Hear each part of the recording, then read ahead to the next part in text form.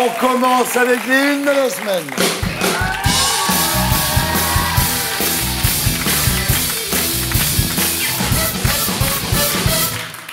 François Olivier, alors c'est quoi votre une de C'est la CGT.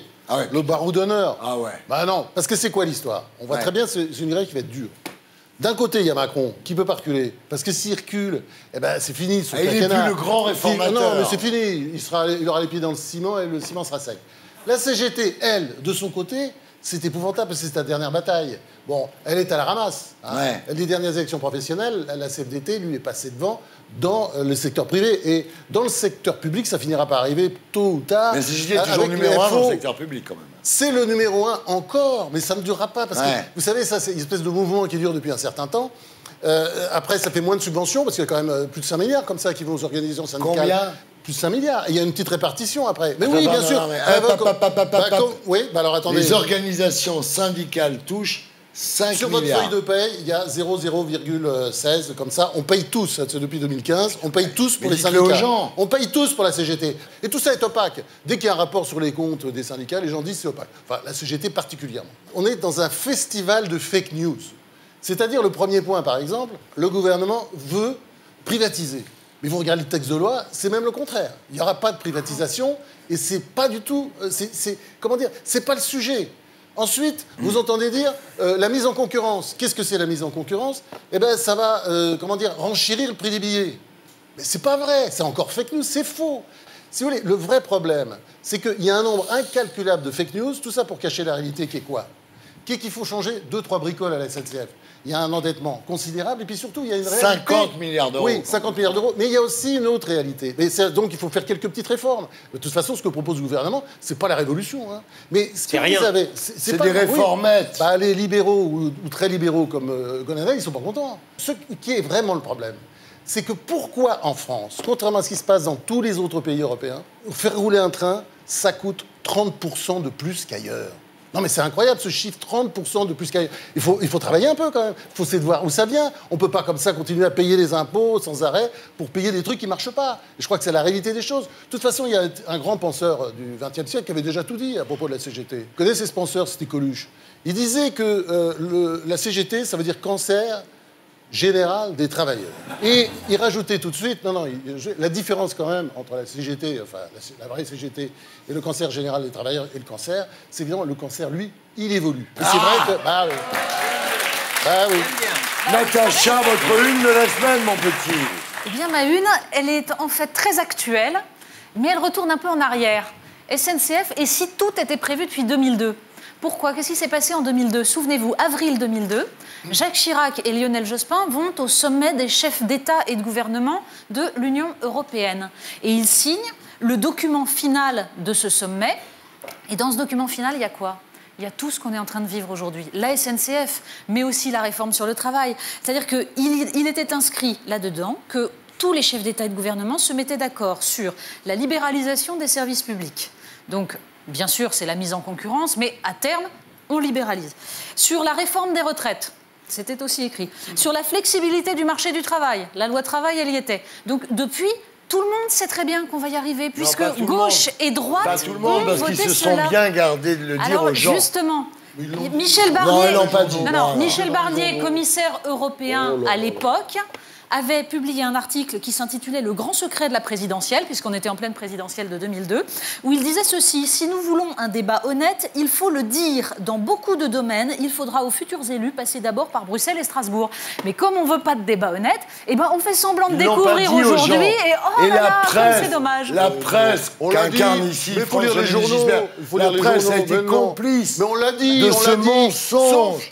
Sauf que on le disait, on l'a dit, et moi je faisais partie de ceux, contre évidemment Natacha, qui pensaient que c'était bien. C'était bien effectivement de faire évoluer l'âge de la retraite, parce que les gens meurent de plus en plus tard. Mais bien sûr, il suffit de lire la presse. Mais il y a de moins en moins de gens qui lisent les journaux, évidemment. Donc ils entendent, ils disent de plus en plus de conneries. Exemple en ce moment sur la SNCF. En 2005, quand on nous a posé la question sur tous ces sujets, au référendum de 2005, les Français nous avons dit clairement que nous n'en voulions pas. Et voilà. Et on on les a est pas encore en écoutés. 2018. Et maintenant, mesdames, messieurs, voici la une de Gilles William Goldnadel. Je suis un peu agacé encore. Bah oui. Je suis un peu agacé parce que Jamais content. j'aurais du mal à être content à regarder la situation dans les universités françaises. Ouais. Ou alors il faudrait vraiment être stupide et masochiste. Personne ne le dit, mais je pense qu'on pourrait moquer ou même ridiculiser les propositions qui sont faites par certains étudiants, cornaqués par l'UNEF, de donner la moyenne à tout le monde. J'ai entendu un meneur à l'université de Toulouse très sérieusement prononcer cet éloge de la médiocrité, la moyenne à tout le monde. Mais si c'était que ça, on ne parle pas, en tous les cas pas suffisamment, du problème des violences de l'extrême gauche au sein de l'université française. On a parlé, alors, on a eu raison de parler du problème à Montpellier, où tu as eu des types de la droite extrême qui ont été virés, des types qui faisaient grève de manière illégale à l'intérieur des amphis, ils ont été virés. On a eu raison de blâmer cette violence, cette justice par elle-même, parce que les autorités tremblent à l'idée de dire quoi que ce soit aux grévistes. Mais ce dont on ne parle pas, c'est de la violence d'une minorité d'étudiants d'extrême gauche qui empêchent les types qui ont bien le droit de vouloir bosser, d'aller bosser. Mais ils sont 30, les types. Bien sûr. Ils sont 30, ils peuvent te bloquer un bahut à 30. Alors, le plus beau, c'est à Paris 8. Il y a eu un florilège sur les murs de la fac de Paris 8, dont je vous laisse seul juge. Il y a eu mort au blanc, France PD, femmes voilez-vous, frappez vite, frappez fort, un bon flic est un flic mort. On est très très loin, Thierry, des doux jolis mots du mois de mai 68, parce qu'il y en a qui se font des illusions. C'est violent, 68, quand même. Hein. Ouais, mais enfin, quand même, il y avait quand même un peu de créativité. Et moi, j'ai envie de dire à cet étudiant-là, cours moins vite, l'étudiant ringard, le vieux monde, maintenant, c'est toi.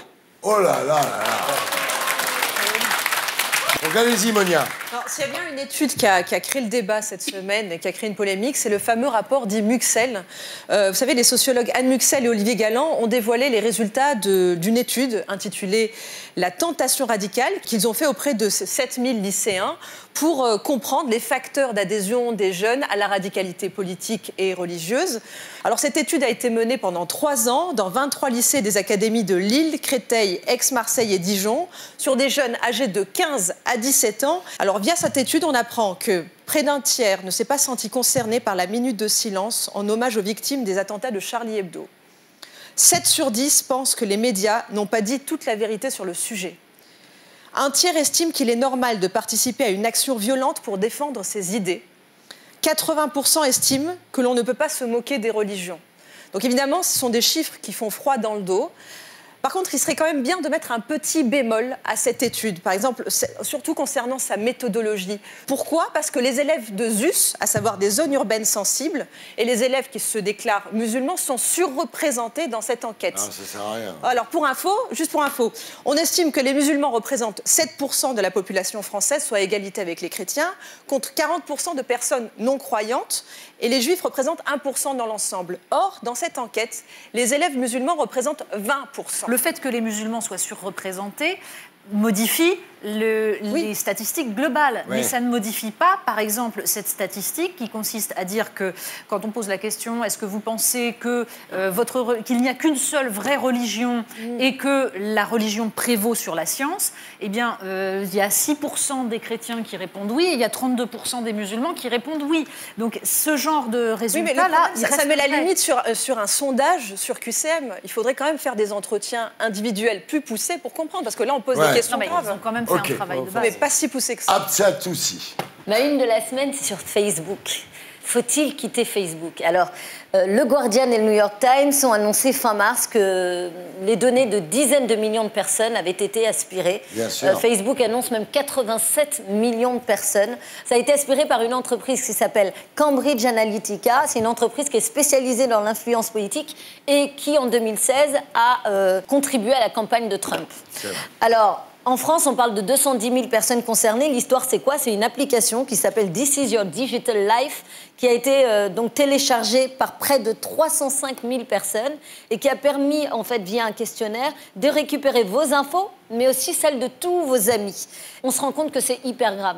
Ils savent tout de nous. La preuve, c'est qu'il y a des gens qui tapent dans des conversations extrêmement privées le mot « mort » et ils reçoivent des publicités sur les pompes funèbres 2 ou 3 jours après. Tu tapes « je suis fatigué », tu reçois des pubs sur les vacances. Ça veut dire « the eyes on you ». On vous regarde en permanence. Et en fait, moi, ça me crée une inquiétude. Je suis devenue parano. Oh non. Mais oui, et bientôt, je me demande si à travers les ordinateurs, ils vont pas commencer à regarder ce qui se passe chez nous physiquement. C'est horrible. Oui, parce que les caméras, les caméras qui sont sur caméras. vos ordinateurs peuvent vous filmer. Exact. Franchement, c'est que le début d'une grosse problématique. On n'a pas le temps. Raquel Garrido, votre une de la semaine, mon petit. Ma une de la semaine, c'est réforme de la Constitution, petits arrangements entre amis. Et oui, parce que la règle du jeu démocratique va être changée, messieurs, dames. Encore, mais cette fois, elle est changée à la demande, on va dire, d'un air du temps qui réclame davantage de démocratie, davantage de représentativité, davantage de contrôle des élus, et ainsi de suite. Et tout ce désir citoyen atterrit sur quoi? Atterrit sur ces 4 hommes, là, donc M. Macron, le Premier ministre, le président de l'Assemblée nationale et le président du Sénat, qui sont mis d'accord entre eux, là, comme ça, tous les 4, pour décider quelles allaient être les nouvelles règles du jeu. Leur proposition, au final, eh bien, ils ont dit on allait avoir moins d'élus, au final. C'est-à-dire, en fait, une proposition très démagogique. Hein. 400 députés. Ouais. Et sénateurs en 30% en moins. Voilà. Bon. Alors là, je dis non. Je dis ça, c'est une énorme esbrouffe. Nous, les citoyens, devons demander à ce que ce qui soit pris en compte, c'est quoi le droit, par exemple, de voter blanc et que ce soit comptabilisé. Pourquoi pas le vote obligatoire? Pourquoi pas le vote obligatoire? Le droit de ne pas faire grève. Et puis, par exemple... voilà, le droit de faire des unes courtes le dimanche soir. Bref, arnaque, il y a arnaque sous roche et il va falloir regarder ça de près et continuer de revendiquer.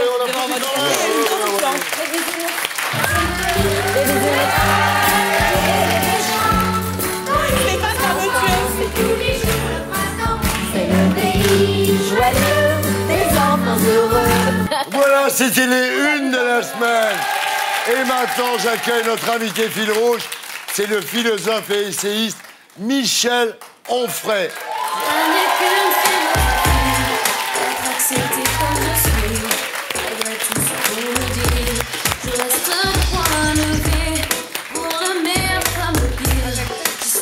Bienvenue Michel Onfray, vous venez de publier 2 livres. La pensée post-nazie et l'autre pensée 68. Ce sont les 2 nouveaux tomes de votre œuvre Contre-histoire de la philosophie, paru aux éditions Grasset. Vous avez aussi lancé votre web télé. C'est sur michelonfray.com et sur l'appli Onfray TV. On va en parler, mais avant, on va commencer, Michel, par un jeu qui va permettre à nos amis téléspectateurs de mieux vous connaître. C'est le bio-quiz de l'invité.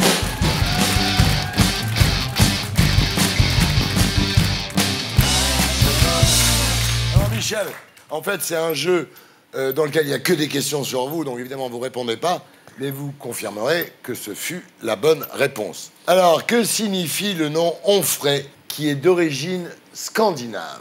Donner la paix, accoucher d'une parole, souffrir en silence ou ronchonner dans son coin. Donner la paix. Donner la paix, non? Donner la paix, bravo, exactement, donner la paix. En fait, c'est un nom normand d'origine scandinave, effectivement, donner la paix. Ah, donc il y a un peu de viking dedans. Ah bah oui, il y a un peu de viking chez tous les Normands, mon cher ami, absolument. Lorsqu'il était enfant, où Michel Onfray se rendait-il pour prendre connaissance de l'actualité? Au PMU de Saint-Lambert-sur-Dive, au bureau de poste d'Argentan, chez le boucher charcutier de la Cochère ou chez le coiffeur de Chambois. Bureau de poste, coiffeur de Chambois. Bravo. Mais je l'ai dit. Ouais, je connais, moi. Je l'ai dit 3 fois. Pierre Billot. Pierre Billot, qui était le coiffeur de la famille, qui parfumait les cheveux de Michel avec du Sambron.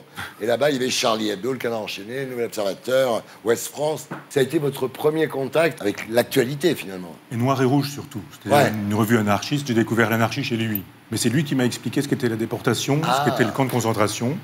Et ça ne s'oublie pas. C'est quelqu'un à qui je dois beaucoup. Une vraie gauche libertaire, une vraie gauche non À l'époque, il me faisait lire, par exemple, Solzhenitsyn. Enfin, ça a été un grand monsieur. Oui. Alors, dans sa jeunesse, Michel Onfray a travaillé dans une usine de fromage, dans une cidrerie, chez un éleveur d'étalons reproducteurs, où Michel Onfray a toujours refusé l'avilissement. Fromage. Du travail salarié. Fromage. Usine de absolument. fromage. Absolument. C'est une fromagerie où votre père travaillait aussi.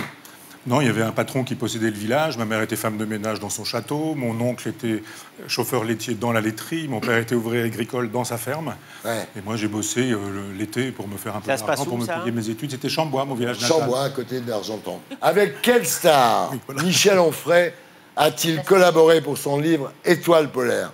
Mylène Farmer, Lynn Renaud, Nathalie Baye, Thomas Pesquet ou Nabila? Mylène Farmer.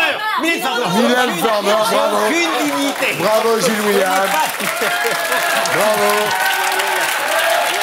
Et on écoute la chanson de Mylène Farmer préférée de Michel Onfray. C'est la première fois qu'il gagne.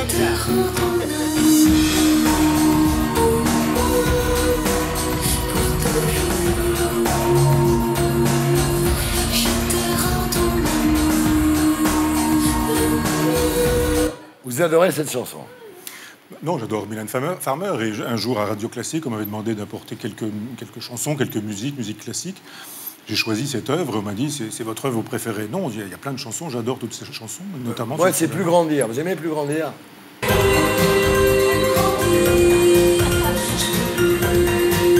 J'adore. Vous savez qu'Eric Ciotti est fan de Mylène Farmer. Ah oui, c'est vrai. Il y a un axe. Alors, d'après Michel Onfray, Jean-Luc Mélenchon, c'est la gauche des invertébrés, des barbelés, des pourris gâtés, des énervés ou des enculés. Des barbelés. Expliquez-vous, Michel, ça veut dire quoi, là? La gauche des barbelés? Il y a au moins deux gauches. Il y a vraiment une gauche libertaire qui aime la liberté, et puis une autre gauche qui n'aime pas la liberté. Et effectivement, on a une domination depuis Sartre de la gauche de ce que j'appelle la gauche des barbelés. Ces gens qui estimaient que quand, on en parlait tout à l'heure, Solzhenitsyn a fait paraître l'archipel du Goulag, c'est quelqu'un qui était payé par la CIA, un contre-révolutionnaire, qui se passait pas tout ça là, hein, et que on avait la même chose avec Merleau-Ponty, un peu en amont avec Sartre, en nous disant, mais finalement, tout ça, ça n'est jamais que pour préparer un avenir radieux. Et cette gauche-là, je ne l'ai jamais aimée. J'aime toujours la gauche libertaire. Moi, j'ai découvert Proudhon chez Pierre Billot, mon coiffeur, dont vous parliez tout à l'heure. Et je persiste à penser que cette gauche libertaire, on n'en parle jamais, qu'elle n'a jamais la loi, elle n'a jamais la parole, elle n'est pas représentée en même temps, alors que c'est la gauche de tous les gens qui font des choses. Non, mais elle est incarnée par qui, au moment où on parle? Par plein non, enfin, il y a plein d'autres personnes, je veux dire, par plein de gens qui font des choses et qu'on ne connaît pas. D'accord, Michel, mais qui? Eh bien, des paysans, des producteurs, des gens qui organisent les choses autrement, qui font des coopératives, des gens qui organisent d'autres façons. C'est alternatif, ce que vous voulez dire. Non, c'est la vraie gauche, c'est-à-dire c'est pas la gauche qu'on délègue et qui... Non, mais intellectuellement ou politiquement, est-ce que vous pouvez nous citer des noms qui incarneraient cette gauche libertaire que vous appréciez? Mais on ne les invite pas, ces gens-là, dans les médias. C'est-à-dire, ce sont des gens qui, pas forcément à Paris, hein, pas forcément dans les villes, mais il y en a aussi, qui inventent d'autres... Ils ont le droit de publier à compte d'auteur. Enfin, mais c'est pas ce qui les intéresse, ce sont des gens du faire, ce sont des gens de l'action, ce sont des gens qui font des coopératives, qui achètent du matériel agricole. C'est des zadistes, au moins. Mais pourquoi pas? Si, eux inventent des choses. Mais à Notre-Dame-des-Landes, il y a des gens qui sont dans cette option libertaire concrète qui consiste à dire, laissez-nous produire autrement, laissez-nous faire une autre agriculture, laissez-nous distribuer ça différemment. Et c'est cette gauche-là qui m'intéresse. On ne l'invite jamais, cette gauche-là. On n'invite jamais des paysans, on n'invite jamais des gens qui inventent des crèches en disant on va inventer une crèche dans un village ou on va racheter un petit... Même les gens de Tarnac font ces choses-là. Racheter un bistrot, racheter une épicerie et dire on va faire de telle sorte où on va pouvoir... Mais ils ne sont pas représentés politiquement. Non, parce qu'ils agissent. Et puis parce que la vie politique française, elle est centralisée, elle est jacobine. Et c'est ça que je n'aime pas dans la gauche des barbelés, c'est qu'elle est jacobine et qu'elle estime qu'il faut un chef, un patron à Paris. On décide et c'est sur le reste. T'as compris, Raquel, tu fais partie de la gauche barbelée. c'est marrant parce que Solzhenitsyn est brandi en exemple de la liberté alors qu'il était profondément antisémite. Moi, je pense que c'est quand même un effet discriminant. Pour moi, en ce qui me concerne, comment dire, il n'entrera pas jamais dans mon panthéon parce qu'il est profondément antisémite. Tu sais, on disait ça déjà de Kravchenko. Lorsque le Parti communiste... C'est vrai. Non. Et d'ailleurs, à Paris, au Conseil de Paris, il y a eu un débat il y a quelques années pour savoir s'il fallait ou pas une place à l'Élysée. Et je t'assure, c'est pas lui qui fait la liste. D'accord, mais je ne me fie pas forcément au Conseil de Paris pour savoir qui l'est ou qui ne l'est pas. Oui, alors pourquoi tu dis que Solzhenitsyn n'était pas antisémite? Je dis que si tu lis La Roue Rouge, tu verras qu'il s'explique sur cela et son antisémitisme, effectivement, n'est pas évident. Voilà, c'est tout ce que je veux dire. C'est bien, Goldnadel, monsieur cite La Roue Rouge. Alors, quelle secte mondialement connue a consacré Michel Onfray? La secte Hare Krishna, la secte Moon, la secte de Raël ou la secte des philosophes à lunettes et aux cheveux grisonnants? Raël, bravo. Alors, c'est vrai que Raël vous a consacré prêtre honoraire, mais voilà. Mais vous avez quand même dit que vous ne croyez pas aux soucoupes volantes, quoi, en gros. Ça a fait les gorges chaudes de France Inter et de quelques autres, ce genre d'informations, mais j'ai dit ailleurs, dans une conférence, que c'était un crétin sidéral. Il a porté plainte et j'ai perdu. Parce que on peut insulter les gens, mais c'est... Pour des preuves. Oui, mais on en a plein. Voilà quelqu'un qui nous dit il faut être cloné pour pouvoir rentrer dans les soucoupes volantes qui vont nous permettre d'échapper à la fin de l'humanité. Ça suffit un peu. C'est pas condamnable. Crétin et même pas forcément sidéral. Qu'a fait Michel Onfray en 2002? Il a traversé la Chine à pied. Il s'est enfermé dans un monastère du Ladakh pour méditer pendant 6 mois. Il est parti avec son père au pôle Nord, où il a assisté au Forum international de la philosophie à Zagreb. Pôle Nord, voilà. Que représente le logo du site de Michel Onfray? Des livres, une faucille et un marteau, des lunettes ou des pommes. Lunettes. Ah oui, c'est connu, les lunettes. Des lunettes très particulières en forme d'écran de télévision. Ça, c'est pas tant le site que la Web TV, parce que le site, on a un dessin fait par quelqu'un qui s'appelle Eula, une expression normande. J'ai voulu le point levé, mais on a l'université populaire, c'est le point avec un crayon dans le point. L'université populaire du goût, c'est la même chose, mais avec une fourchette. Non, mais ce sont les photos, les lunettes que vous avez sur le nez, là. Oui. Ces lunettes sont faites sur mesure pour vous. Oui. Ça vous va bien. Ah oui. Alors, puisqu'on en est là, laissez-moi vous dire que l'amaigrissement vous va très bien, Michel. Ah, moi, j'aimais bien quand il avait un peu de... Non. Ah bah oui. Il et a puis avec perdu un peu 15 plus ans. de cheveux et tout. Ce qui compte, ce n'est pas le physique. Tu vas recommencer à C'est vouloir ce le qu'il y a dans relooker. la tête. Et Michel Onfray est brillant. Donc il est beau. Ah d'accord. Voilà. La haute philosophie, hein. Non, ça, Qui a remporté le bioquiz de l'invité? C'est France. Comment? C'est France, Olivier Gilles.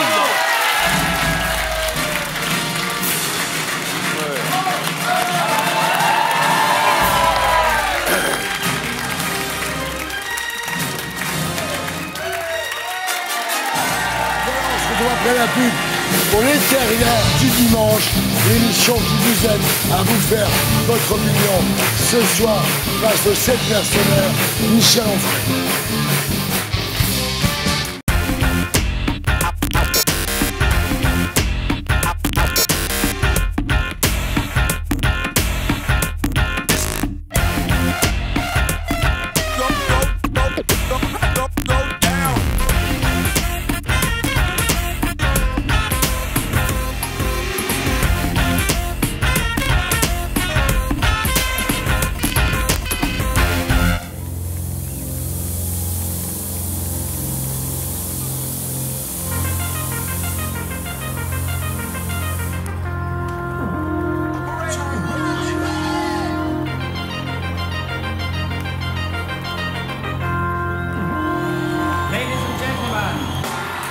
Salut les amis du dimanche. Bienvenue dans l'émission qui vous aide à vous faire votre opinion ce soir face aux 7 mercenaires. Michel Onfray avec Highlander, Natacha Polony. Pour détourner un avion, il faut être dedans. Elle est là, Raquel Garrido. À l'âge où tu demandais un peu d'argent de poche à tes parents, elle avait déjà créé sa boîte. Absatoussi. C'est la chroniqueuse la plus élégante de la télé Cachemire Monien. Il est végétarien, mais il dévore les politiques. Franz Olivier Gisbert. L'avocat qui se défend très bien lui-même. Gilles William Goldnadel. Et notre invité fil rouge, Michel Onfray. Alors Michel, votre slogan est très simple. C'est le philosophe français le plus lu dans le monde. Voilà. Quand quelque chose est aussi évident, c'est pas la peine de chercher un jeu de mots, une connerie. Vous êtes le philosophe français le plus lu dans le monde aujourd'hui. Non, on n'a pas un instrument de mesure qui nous permet de savoir ça. Non. Bon, c'est vrai qu'il y a beaucoup de livres aussi. Je vais fêter le 100e bientôt. J'ai une trentaine de traductions, enfin une trentaine de langues. Ouais. Et tous les livres traduits en on a vérifié. Bon, bah alors... Et alors, il y a votre sampleur. Aimez-vous votre sampleur? Je n'ai qu'une philosophie, être accepté comme je suis, malgré tout ce qu'on me dit. Je reste point levé. C'est bien, ça vous plaît? Oui. L'émission s'appelle Les Terriens du dimanche, le groupe Les Gréments de Fortune et le hashtag LTD. On commence avec l'invité fil rouge face aux 7 mercenaires.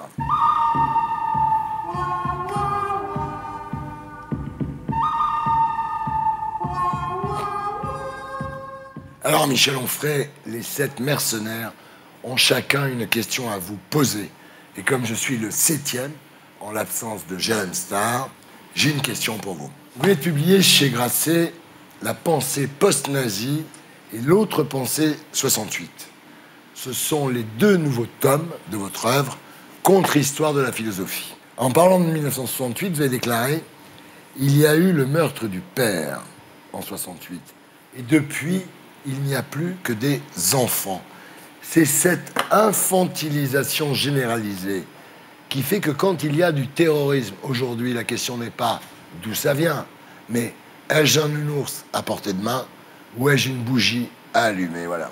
Qu'est-ce que c'est que cette société qui ne peut répondre à l'agression que par du bisounoursisme?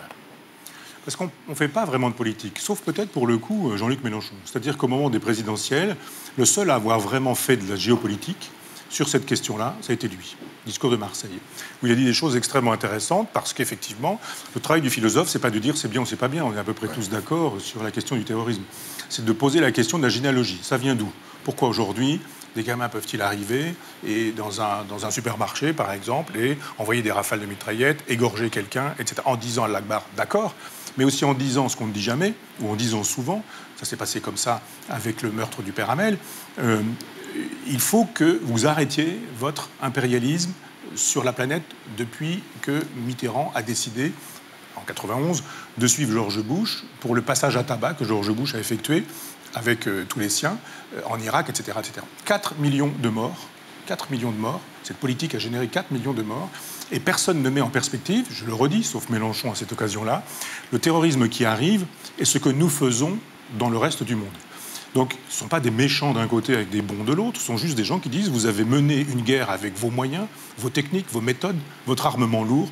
Nous, nous ripostons avec nos moyens, qui sont effectivement les moyens de ce que Clausewitz appelait la petite guerre, le terrorisme. » Donc, on pourra toujours dire « Allons combattre Daesh », et quand on aura combattu Daesh, il n'y aura plus de terrorisme. Il n'y a plus Daesh, il y a toujours du terrorisme. Il se passe quoi?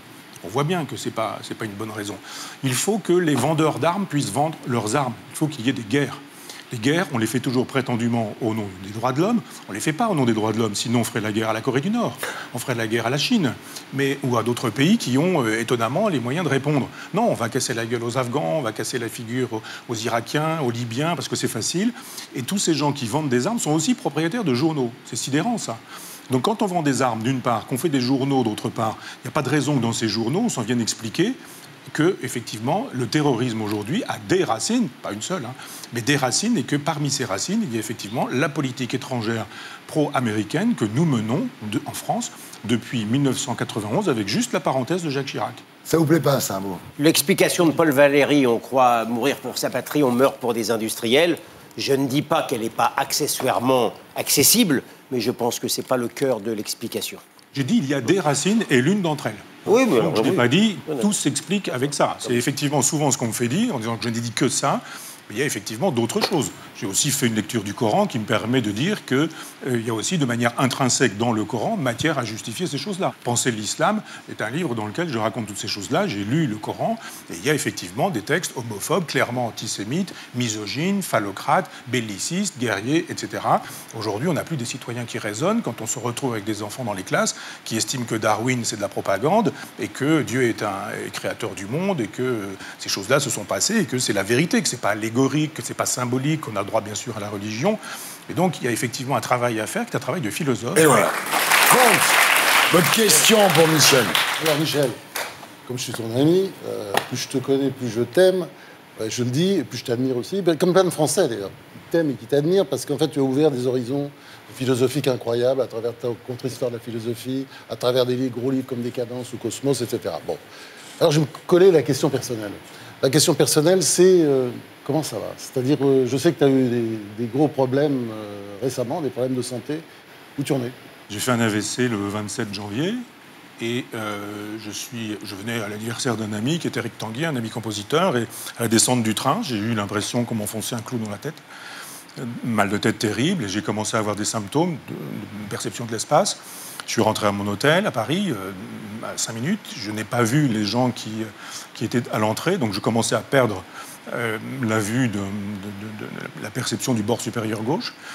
Je suis rentré à Caen, je suis allé voir un médecin urgentiste qui m'a dit « c'est pas un AVC ».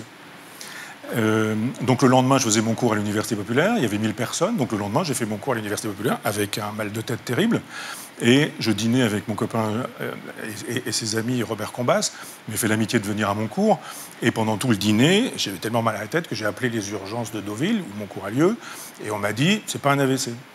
Et donc, j'ai continué à faire ce que je devais faire, j'ai continué à écrire, j'ai continué à travailler, j'ai fait une conférence à Paris sur Tertullien. Et puis, le lendemain matin, je suis allé, le vendredi matin, sur Audrey Crespo-Mara, à qui je dois probablement le reste de vie qui m'est imparti maintenant. Puisque quand je suis arrivé, je disais qu'effectivement, j'avais un petit problème de perception de l'espace. Et donc, Audrey m'a dit, on va appeler mon ophtalmo. Je dis non, on devait faire une émission. Il me dit, on a 5 minutes, j'appelle. C'était LCI. Et l'ophtalmo lui dit, je suis en train de travailler, mais je décroche, je lui raconte ça. Et lui, en 15 secondes, il a fait le diagnostic, il a dit, c'est pas du tout ophtalmologique, c'est vasculaire. Allez voir votre cardiologue. J'avais un rendez-vous depuis très longtemps avec mon cardiologue. Je dis, bon, d'accord, très bien. Et puis après, Audrey Crespo-Mara m'a fait un texto. Dans le taxi, je repartais travailler, faire d'autres choses. Et elle me dit, je vous en prie, Thierry que voici, a donné un coup de fil à un ami qui va vous faire une IRM tout de suite. Et allez faire cette IRM tout de suite. Je suis allé chez ce monsieur formidable qui m'a dit, en attendant, il va falloir faire un petit tour chez mon copain médecin qui va vous examiner parce que je vous prends tout de suite, mais il y a quand même du monde. Donc pendant 1 heure, vous allez voir mon copain Toubib qui lui m'a dit, je vous examine, il m'a fait un électro, il m'a dit, pas de problème, vous avez un problème de vitré, problème Dieu, c'est pas un AVC. Ça faisait 5 Toubib, 5 Toubib qui m'ont dit, c'est pas un AVC. Je suis allé faire cette IRM et on m'a dit, ah ben c'est un bel AVC. Et j'ai vu sur mon cerveau une trace, une banane vraie.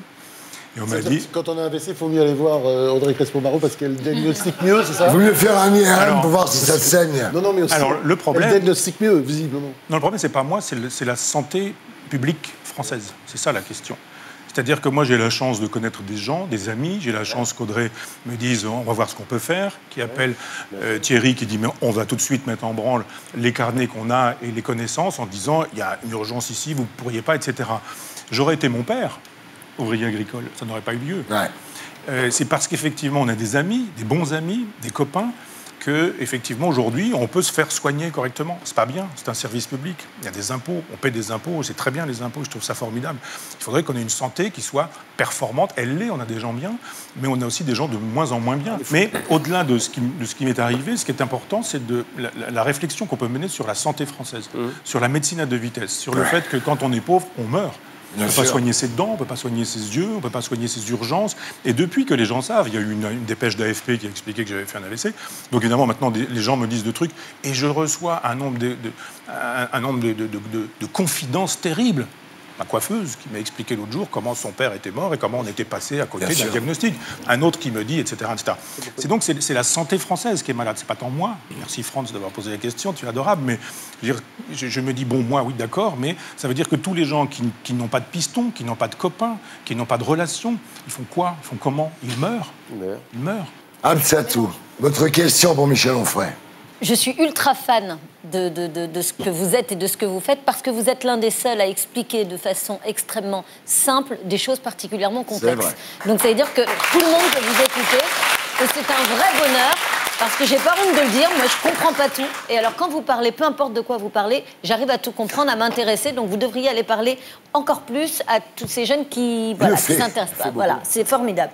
Michel Onfray, comme disait mon voisin Fogg, vous avez donc vécu récemment un AVC. Avant ça, vous aviez eu un infarctus à 28 ans. Vous, le grand philosophe, qu'avez-vous appris sur la vie lors de ces rencontres très, très proches, en tout cas, avec la mort? Et est-ce que vous pensez qu'il y a une vie après la mort? Ah, alors sur la question une vie après la mort, bien sûr que non. Enfin, je pense qu'il n'y a pas de vie après la mort. C'est chiant, ça. Matérialiste intégral, et je pense effectivement, j'allais dire même intégré. T'es sûr, Michel? Pourquoi on ne l'a pas dit, ça? T'es sûr? Sans aucune réserve. Sans aucune réserve. Ah oui, oui. Ah, si, Pas j'aurais le su. moindre doute Non. de l'inexistence de Dieu. Moi, j'ai un ami moine, par exemple, qui me dit « Mais j'envie tes certitudes athées. » Voilà. Dis-moi, je suis devenu moine parce que je n'étais pas sûr de ma Oui. foi. Quand je vois un hérisson écrasé sur le bord de la chaussée, je me dis « Mais nous avons le même destin. » Donc il n'y a pas un paradis pour les hérissons, avec des hérissons qui seront sauvés, des hérissons qui ne le seraient pas, parce qu'ils auraient... Possible, hein, Luther, il Non, non, dit, mais- c'est parce possible. qu'ils auraient eu une vie gentille, une vie pas trop méchante, ça Ouais. dépend des insectes qu'ils auraient mangés, ou je sais pas quoi, etc. Non, nous sommes des mammifères, nous avons un cerveau, une intelligence, mais ça fait pas une âme. Ça fait pas une âme matérielle. Donc il y a un agencement de matière, nous ne sommes qu'un agencement de matière. Est-ce que vous Et les- pensez que l'âme est une sécrétion du cerveau ou est-ce que vous pensez que l'âme existe à côté du cerveau? On pourrait presque dire, en appelant au secours Spinoza, que l'âme, c'est ce qui enveloppe le corps.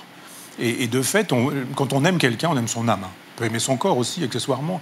Mais ce qu'on aime, c'est un son, un style, une façon d'être, une démarche, Ouais. une odeur, un parfum, une inflexion de la voix ou ce genre de choses. C'est ça, l'âme. Quand quelqu'un qu'on aime meurt, ce qu'on garde de lui, c'est son âme. Et cette âme, elle dure tant que dure mon cerveau. Quand mon cerveau disparaîtra... Ah, d'accord, ouais. il y aura- C'est no hope avec vous, d'accord. Voilà. Donc il n'y a que de la matière, des Ah, d'accord. agencements de Il n'y a matière. pas les 25 grammes qui s'en vont, rien. Pas du tout. D'accord. Penser la mort, savoir qu'elle est une évidence, qu'elle est une nécessité, et que c'est bien vivre qui permet de bien mourir. Et parce qu'il n'y a rien après. Donc il faut juste faire de telle sorte que notre existence ne soit pas ratée. Chaque seconde est exceptionnelle, ne pas passer à côté des gens. Donc ça a été une leçon d'hédonisme. Et l'hédonisme, pour moi, c'est ça. Alors évidemment, l'hédonisme, quand on a 30 ans, c'est pas la même chose que quand on a 59 ans, ce qui est mon âge. Il y a une époque où on est un peu plus épicurien, c'est-à-dire on va chercher le plaisir positivement, parce qu'on a une espèce d'énergie débordante, etc. Puis on croit qu'on va pouvoir changer le monde, changer tout, les gens, les choses, etc. Et à un moment donné, on passe plutôt au stoïcisme, qui est une autre modalité de l'hédonisme, et qui consiste à dire le plaisir, c'est de ne pas avoir de déplaisir. Si je ne souffre pas, si je ne suis pas malheureux, si je ne suis pas triste, si je suis aimé par des gens, si je n'ai pas été quitté, si on ne m'a pas trahi, si, etc., alors là, à ce moment-là, je peux être heureux. Et c'est une espèce de sérénité. Il y a plein d'occasions de jubilation, de faire du plaisir, de donner du plaisir, plutôt que de tabasser des gens, plutôt que de les humilier. Il n'y a pas 72 vierges au paradis. Hélas, non. Les vierges, il y en a beaucoup plus sur cette terre. Et c'est Oui. et c'est plus sûr de les chercher ici et maintenant que dans l'au-delà. Gilles William, votre question. Moi, je voudrais revenir sur cette gauche barbelée dont vous avez parlé tout à l'heure, et qui est incarnée largement par Mélenchon et les Insoumis. Alors, je sais bien que vous avez la dent dure contre eux, et je m'en tiens en disant que pour autant, je vous en tiens une mauvaise rancune. J'ai vu ce que vous avez dit à propos de Castro ou du Guevara, etc. Mais j'ai vu que vous aviez été particulièrement dur récemment, et à la défaveur, si j'ose dire, d'un drame dont je m'occupe. Et là, vous avez laissé à penser que la gauche barbelée n'était pas nette par rapport à l'antisémitisme islamique. Est-ce que vous pourriez développer là-dessus? Ah oui, ça je l'ai beaucoup dit. Hein. J'ai effectivement fait savoir que nous retrouvons aujourd'hui une espèce de complicité un peu terrible entre des islamistes qui estiment qu'ils sont le sel de la terre, qu'ils sont les exploités et les humiliés, et que parce qu'ils sont exploités et humiliés, ça leur donnerait des droits, notamment de faire de telle sorte qu'ils puissent aujourd'hui réaliser l'abolition du capital, du capitalisme, de l'Occident, etc. Et cette idée qu'il y aurait Israël, les Juifs, l'argent, et que tout ça, ce serait la même chose. et que finalement il faut combattre l'argent, le capital. Ce sont des idées qu'on trouve parfois dans la gauche extrême ou dans l'extrême gauche. Dans cette façon aujourd'hui d'attaquer Israël, de défendre la cause palestinienne dans ce qu'elle a de moins intéressant, parce qu'il faut défendre des Palestiniens, mais pas quand ils sont dans la violence, la brutalité, l'assassinat, la misogynie, la phallocratie, l'homophobie et l'antisémitisme. Donc je dis simplement que la vieille tradition de gauche antisémite qu'on a trouvé pendant tout le 19e siècle. Toute la gauche, le Proudhon que j'adore tant, hélas, est antisémite. Fourier est antisémite. Marx lui-même, qui est juif, est antisémite. Donc il y a cette idée, juif, capital. C'est la même chose. Et le capital et le capitalisme. Et il y a encore quelque chose qui reste dans la gauche des barbelés, qui estime que Marx n'est pas dépassable, ou qu'il est toujours l'horizon indépassable. Moi, je dis non, Marx est un horizon dépassable, ne serait-ce que sur ces questions d'antisémitisme. Les Juifs ne sont pas des propriétaires, c'est pas l'argent, c'est pas la courroie de transmission du capital. Et je dis, faites attention, il y a du danger, effectivement, à aujourd'hui estimer que parce qu'on serait du côté des humiliés, un peu ce que dit Edwy Plenel, parce qu'on serait du côté des humiliés, des offensés, des gens qui auraient subi le capital, le colonialisme, etc., ce qui est vrai, ça donnerait tous les droits. C'est faux, ça ne donne pas tous les droits. Natacha Polony, votre question, Michel Onfray. On a évoqué tout à l'heure la question démocratique à travers la réforme institutionnelle. C'est une question cruciale aujourd'hui. On voit l'abstention qui gonfle, on voit une défiance de plus en plus grande vis-à-vis des institutions et vis-à-vis des systèmes de démocratie représentative tels qu'ils existent aujourd'hui. Et on voit monter ce que tout le monde adore appeler les populismes, comme si s'adresser au peuple était forcément dangereux. Alors, sauf que le peuple, à chaque fois qu'on lui pose la question de ce qu'il veut, par exemple à travers un référendum, il dit ce qu'il veut et, curieusement, on s'assied dessus. Ça a été vrai en 2005 pour le traité constitutionnel européen, mais c'est vrai aussi, et là ça devient plus compliqué, à l'échelon local. Quand on est allé demander, par exemple, aux habitants de Caen s'ils voulaient le tramway, ils ont dit non, ils l'ont eu. À Notre-Dame-des-Landes, on a choisi le périmètre, et c'est ça qui pose problème, le périmètre du référendum, pour avoir un oui à l'aéroport. On a eu un oui à l'aéroport, et après on s'est aperçu qu'il y avait des zadistes, hop, on s'est planqué et on a arrêté. Donc comment, selon vous, on fait repartir cette démocratie de l'échelle locale? Comment on la reconstruit petit à petit en écoutant enfin le peuple? Moi j'aime beaucoup Condorcet, girondin au demeurant, qui estimait que la démocratie n'allait pas sans une éducation à la démocratie. C'est-à-dire on ne peut pas dire aux gens, vous allez voter, et ne pas les éduquer, ne pas leur apprendre ce qu'est la démocratie, ce que pensent les hommes politiques qui se présentent à leur suffrage. Donc voilà pourquoi il disait qu'il fallait rendre la raison populaire. C'est l'expression que j'ai utilisée pour la création de l'université populaire en 2002. Je dis simplement que aujourd'hui, la démocratie n'existe pas. Quand on dit aux gens, vous avez le droit de vote, ça s'appelle de la démocratie. Quand aujourd'hui, les médias dominants nous expliquent ce qu'il faut penser, comment il faut le penser, criminalisent quiconque parle du peuple en disant qu'il est populiste. Je suis populiste. S'il faut vraiment assumer, je suis populiste, je viens du peuple, je n'oublie pas le peuple, je pense au peuple, j'ai le souci du peuple. Quand le peuple s'exprime, je veux qu'on écoute ce que le peuple dit, plutôt que de dire, on demande au peuple ce qu'il pense. Quand il dit qu'il n'est pas d'accord, alors qu'il faudrait qu'il vote oui, par exemple, et il a voté non, eh bien, on le met à la poubelle, son référendum. Quand il dit oui et qu'il est d'accord avec nous, ça va bien, on est des grands démocrates dans ces cas-là. Je pense qu'il faut de l'éducation. Ce n'est pas à la télévision qu'on éduque, c'est à la télévision qu'on désinforme, et dans la presse. Et on voit bien que le discours dominant, européen, européiste, libéral, maastrichtien, etc., ce discours, il est absolument dominant. Quand on sort de ce discours dominant, on est un populiste, on est un démagogue, on est un fasciste de droite, on est un fasciste de gauche, on est d'extrême droite, on est complotiste. Enfin, il y a tout ça qui fait qu'effectivement les gens sont un peu perdus et ils se disent, mais après il y a les élections présidentielles, les gens viennent à la télévision, disent des choses, on se dit tiens c'est drôle. Mélenchon par exemple, il a défendu Maastricht à une époque. Aujourd'hui, il fait carrière contre Maastricht. On se dit, mais quand on prétend avoir le sens de l'histoire, il aurait fallu comprendre. Moi, j'étais pas un prétendant à la domination du sens de l'histoire, mais j'ai voté non à Maastricht. Je savais bien ce qui allait se passer. Donc, on ne peut pas dire d'un côté, j'ai mis le feu à la maison, et puis aujourd'hui, je me présente parce que je suis le pompier attitré. Non, il fallait comprendre le sens de l'histoire et se dire que le renoncement à la souveraineté française, je suis aussi un souverainiste, s'il faut des gros mots. Je suis aussi un souverainiste parce que j'estime. Non, mais c'est bien, on a les mêmes. On a les mêmes gros mots, moi, ça. Mais on doit pouvoir chez soi. Non, mais on doit pouvoir chez soi décider de ce qu'on va faire de la SNCF, des cheminots, etc. sans être obligé d'aller jeter un petit coup d'œil à Bruxelles en disant qu'est-ce que vous souhaitez que nous fassions pour la SNCF française. Le souverainisme, c'est la possibilité de prendre en main son destin, et je suis un souverainiste, je suis un populiste, je suis de tous ces gens qu'on déteste, qui fait que les Geoffrin et quelques autres disent que je fais le jeu du Front National et font une avec ça. Donc il y a une criminalisation de toute pensée aujourd'hui qui ne va pas dans le sens de la pensée dominante. Donc la réponse à votre question, c'est toujours le girondisme, éduquer les gens. Nous parlions tout à l'heure de mon instituteur, enfin de mon père ou de mon coiffeur, mais donc des instituteurs que ces gens-là ont eus. On apprenait à penser, on apprenait à réfléchir, on apprenait à discerner, à lire, à écrire, à compter, à penser. Ça veut dire que les gens étaient capables, le peuple avait un bon sens. Aujourd'hui, il n'y a pas de bon sens quand c'est, je sais pas, quand c'est Hanouna qui le formate, quand c'est la télévision qui aujourd'hui fait que les gens passent 2, 3, 4 heures devant leur écran de télévision par jour. Combien de temps passe-t-il avec un livre? Je ne parle même pas des journaux, c'est pas la peine, mais je veux dire, avec un livre. Il y a donc une inculture généralisée, et quand on rend le peuple inculte, eh bien effectivement, on peut facilement le bricoler, le tripoter. Alors, Monia Cachemire, votre question. Michel Onfray, on vous a interrogé le 2 février sur Europe 1 sur la disparition de France Gall. Et vous avez déclaré que les chansons de l'époque de France Gall étaient plus en avance que la philosophie. Alors j'aimerais vérifier avec vous pour voir si certains tubes de la variété française... Non, on va vérifier si certains tubes de la variété française ne sont pas carrément des concepts philosophiques. On commence? Tu réalises que la vie n'est pas là, que le matin tu te lèves sans savoir où tu vas. Résiste.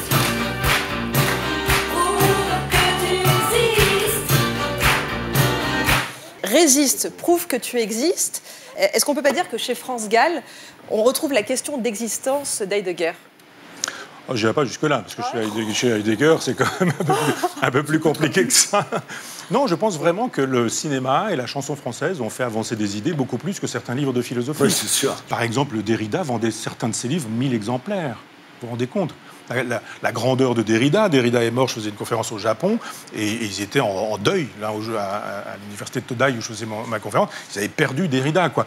Mais 1500, entre 1000 et 1500 exemplaires en France. Qu'est-ce que ça veut dire? C'est ultra confidentiel. Ouais. Alors que les tubes, c'est écouté par des millions de gens. Et par exemple, dans cette chanson, quel message philosophique on peut retenir?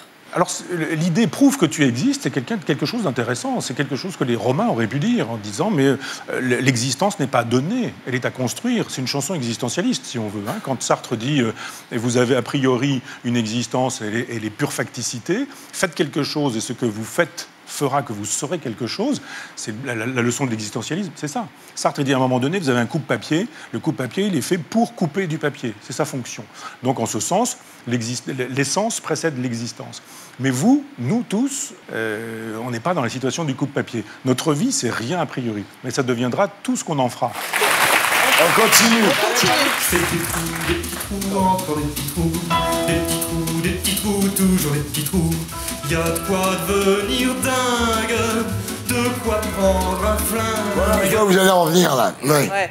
Est-ce qu'on retrouve dans cette chanson une expression de la vision marxiste du travail? Mais complètement. C'est les temps modernes de Charlie Chaplin. Ouais. Vous savez, il y a un moment donné où on voit Charlie Chaplin qui est en train de visser des boulons comme ça, et puis à un moment donné, on lui enlève les clés, il n'y a plus de boulons, et il continue à visser comme ça. L'aliénation qu'il y a dans le travail, y compris dans la division du travail. La division du travail, jadis, un ouvrier, il faisait tout. Un sabotier, il allait chercher son bois, il faisait sécher son bois, il coupait son sabot, il taillait le sabot, il polissait le sabot, il le vendait. Puis voilà, c'est ce que Marx dit. Il y avait un travail intelligent parce qu'il y avait une façon pour le travailleur de retrouver une espèce de reconnaissance. Puis à un moment donné, on a dit à un type, tu vas couper le bois, toi tu vas le sécher, toi tu vas, etc.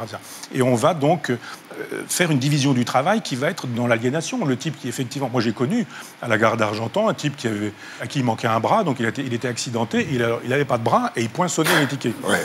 Donc il fallait le faire, prendre le ticket avec une main, avec un truc, et il poinçonnait. Alors évidemment, aujourd'hui, tout ça a disparu, mais on voit bien que passer sa vie à être poinçonneur, que ce soit à la station des Lilas ou ailleurs, ça ne pouvait pas être autre chose que de l'aliénation. Donc oui, ça me paraît être une critique du travail, y compris musicalement. Cette espèce de répétition de la musique. On continue, c'est intéressant. Ouais.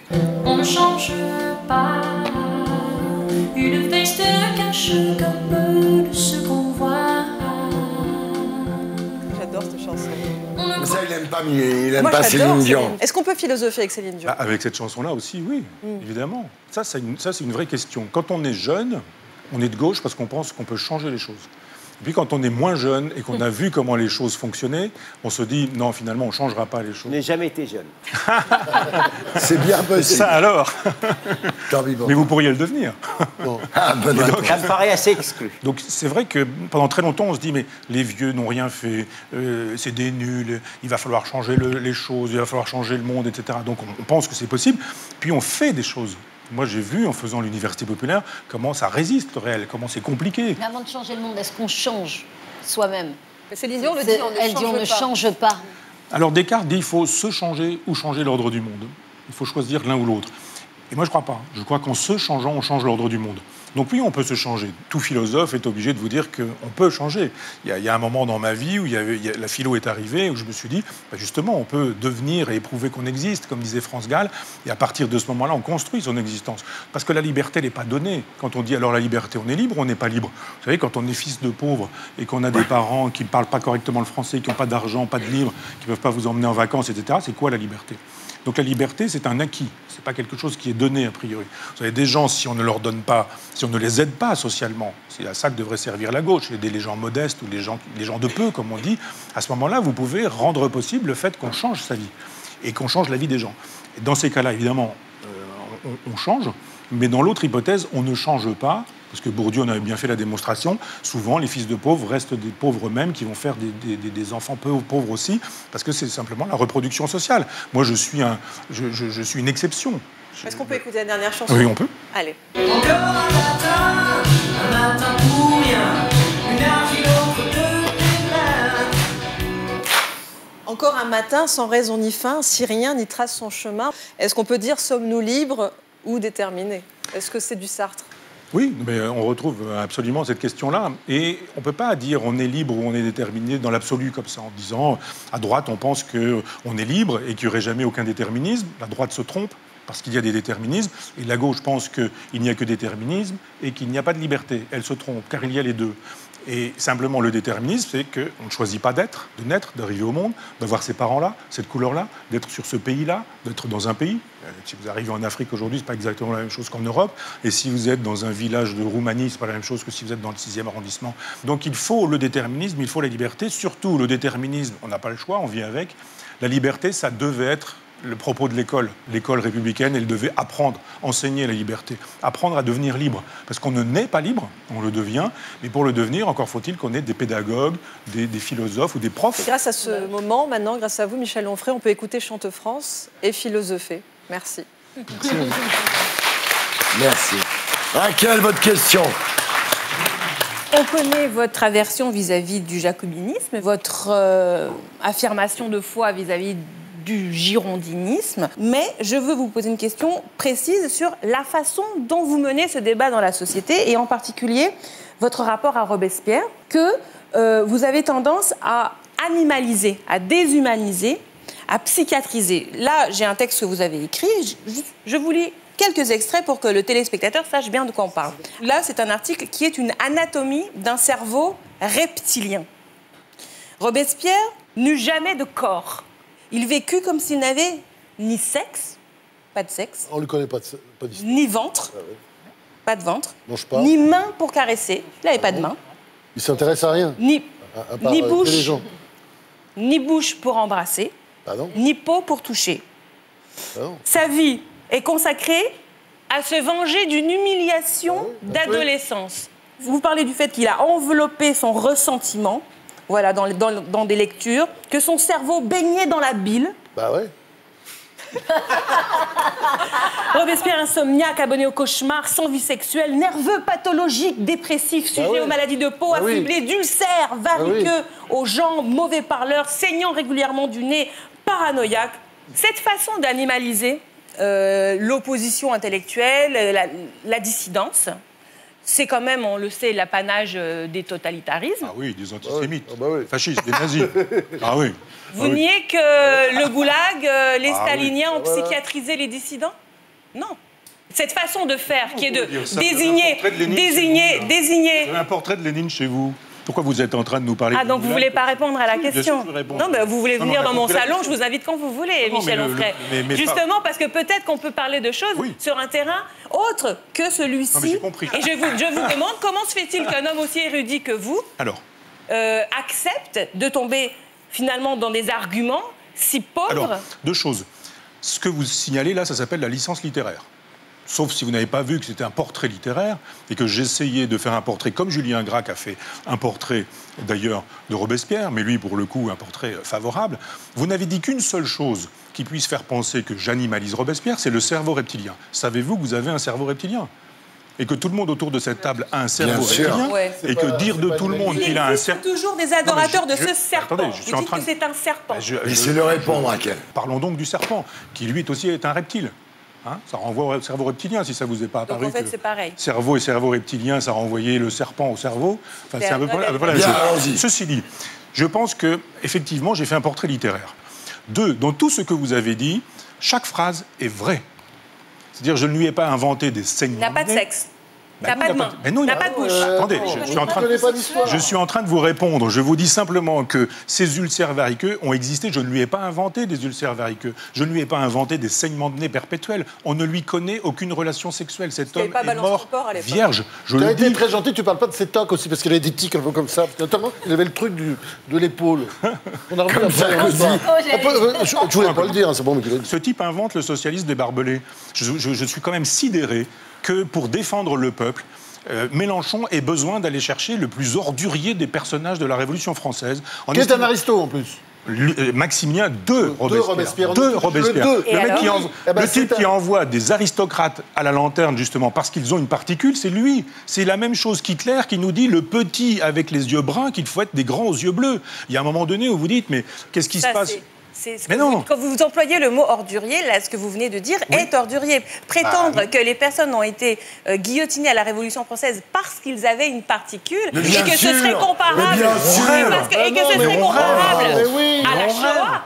Mais on rêve. La Révolution française, ça n'est pas Robespierre. T'as pas le droit de dire ça. Il y a des figures extraordinaires qui ont d'ailleurs été guillotinées. Par exemple, Pierre-Victorien Vergniaud, qui était le chef des Girondins, guillotiné. On peut citer tous les Girondins. Il a guillotiné tout le monde, tous ses adversaires. Voilà. C'était les 7 mercenaires face à l'invité fil rouge.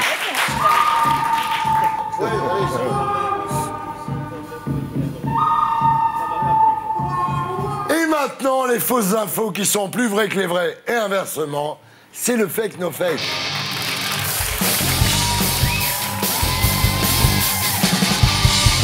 Les chroniqueurs vont-ils enfin battre la prod? Le sujet de ce soir, la Malaisie a instauré une peine de prison contre les fake news. C'est vrai, c'est faux, c'est le fake no fake de la semaine. On regarde. Avez-vous déjà publié une fake news? Si oui, vous êtes un criminel aux yeux du gouvernement malaisien. La lutte contre les fausses informations, c'est la grande tendance internationale. Des sites entiers inventent des rumeurs et des fausses nouvelles. Fake news. L'enjeu est de taille, mais les Malaisiens ont trouvé la parade, une loi qui rend les fake news illégales. Ainsi, créer, diffuser ou même imprimer une fausse info coûtera très cher. Plus de 100 000 € d'amende et plus de 5 ans de prison. Aux grandes causes, les grands moyens. Nous voulons que les auteurs menteurs soient condamnés. Que l'info soit en partie ou entièrement fausse, peu importe, ce sera la prison. 10 ans, ce serait l'idéal. Nous sommes convaincus de l'impact positif de cette loi. Et les autres pays devraient en prendre de la graine. En somme, cette loi veut protéger le pays et ses citoyens tout en dissuadant les plus malveillants. Si ce projet fou est à 1000 lieues de vous toucher, méfiez-vous. La loi ne s'arrête pas là, elle dépasse les frontières de la Malaisie et pourrait tous nous concerner. Les étrangers aussi pourront être condamnés s'ils portent atteinte à notre pays. Une mesure très radicale dont Clément aurait pu faire les frais. J'ai entendu parler de cette information et j'ai pris un petit peu peur.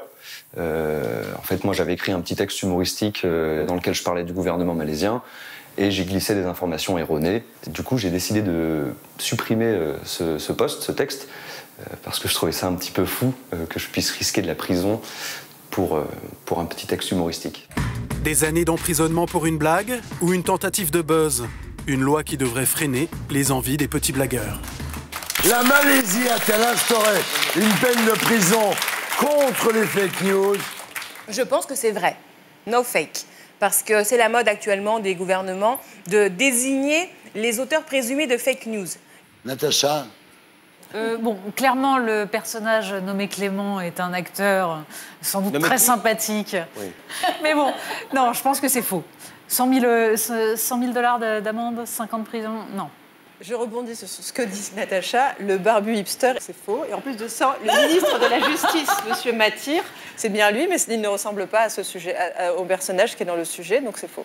Moi, comme c'est un jeu, et je vois bien que de toute façon, on essaie de... Voilà, il y a beaucoup de vices là-dedans. Alors, ça a l'air absolument vrai. Et parce que ça a l'air absolument vrai, je pense que c'est faux. Voilà. Stéphane, je pense que Stéphane Simon a fait exprès de montrer que le sujet pouvait paraître faux pour qu'on pense que c'était faux. Mais moi, je pense que c'est vrai. C'est exactement ça. Ah, c'est peut-être... Je ne veux pas être d'accord avec toi. Ah bah oui, bah, je te le dis. On ne partage rien. C'est exactement ça. Je suis stupéfait à quel point maintenant tu te calmes. Ah non. Arrête, on ressemble à Verdès et Morini Dubosc.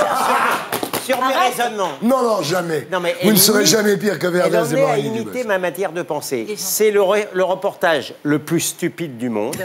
Il vous présente un Français qui tremble parce qu'il pense qu'il est passible de la loi malaisienne. C'est complètement con, mais j'y crois dur comme fer. C'est vrai. Alors. C'est vrai. Non, Michel Onfray. Ah oui. Ah, moi, j'y crois. Je pense qu'on peut que effectivement la perfidie, mais qui est une perfidie, c'est l'ironie au sens de Socrate du terme, au sens socratique du terme, et que c'est vrai, mais que on peut faire tenir ce propos par quelqu'un qui dit des choses vraies, mais qui lui est faux. Tu es très intelligent, c'est ça. Puisqu'il En pense fait, comme c'est nous. vrai. C'est moi qui ai gagné. Et voilà. C'est un sujet fabriqué par la production, mais l'info est vraie. Et voilà. Les terriens du dimanche, ça continue après la pub avec le zapping des terriens et Michel Onfray. À tout de suite.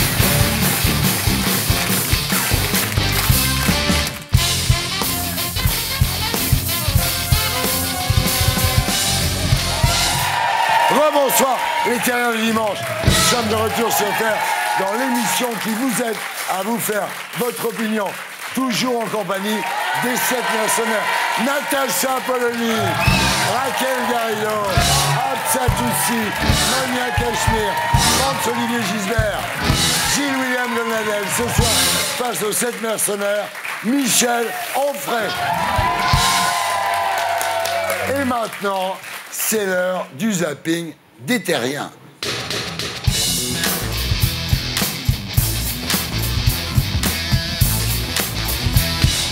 Alors, chaque semaine, les terriens vous proposent désormais le tour du monde des images les plus ovniesques. Le principe, on vous montre une vidéo et vous réagissez après, c'est tout con. Première vidéo, on commence en Suisse.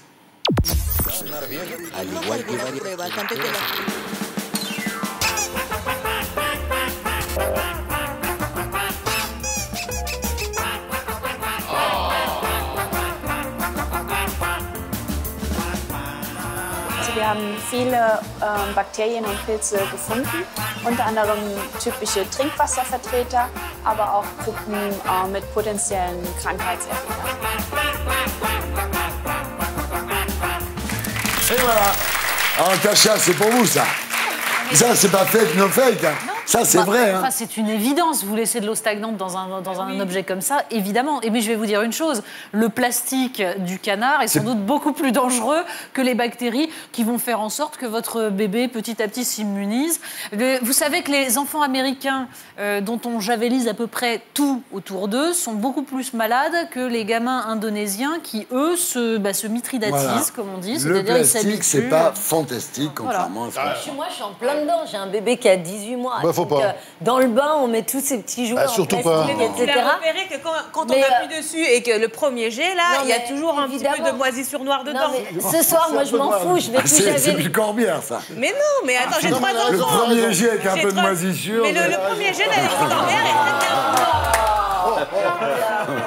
Il y a aussi un problème avec les jouets pour adultes. Vous vous rappelez, j'avais fait un sujet sur les hommes qui sont en couple avec les poupées en silicone. Oui. Et chose qui ne se dit pas trop, c'est qu'il y a une MST qui se crée à cause des moisissures dans les poupées. Non, mais je vous assure. Je vais le rendre alors. Donc, il y a non, mais c'est un vrai problème sanitaire. Des MST de poupées en plastique, Des en fait. MST sans frontières. Pourquoi nous Bravo. Et maintenant, on part aux Philippines. al igual que varios... Bastante tela.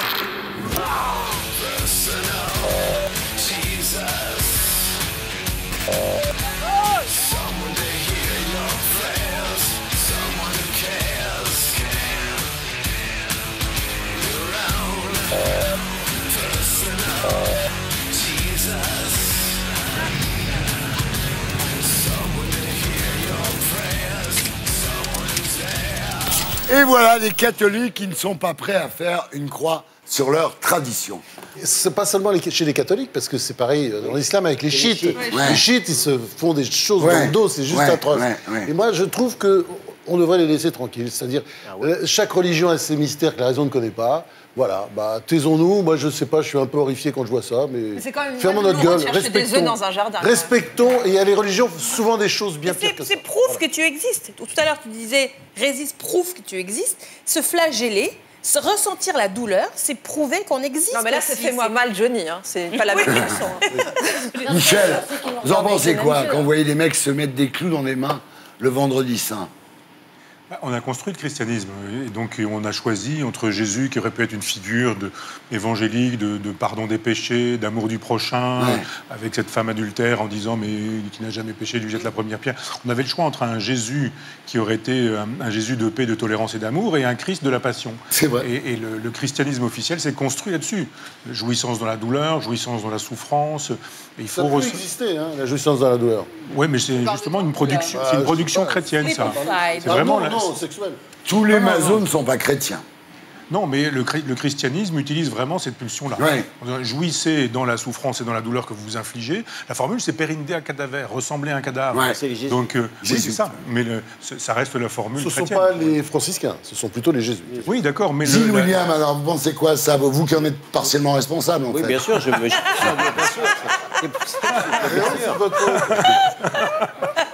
À vous, non mais à vous. Non, mais je dois reconnaître ma part de responsabilité.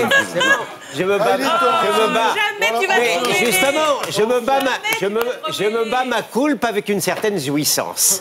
Donc moi-même, non, je ne porte pas de jugement. S'ils sont heureux de jouir de cette manière religieusement, je vois pas pourquoi. Je me bats, moi Coulpe. Non. C'est pas grossier, hein. Mais oui, oui. Ah, mais j'ai pas dit que c'était grossier, c'est que je me projette dans l'imaginaire. Je vois pas pourquoi on les priverait de ce qui semble effectivement relever. Donc ça gêne personne, en fait. Ça la personne, voilà, respectons-les. Ça vous gêne pas. Non. Eh ben on continue alors. Direction les États-Unis. Al igual que varios... Bastante tela.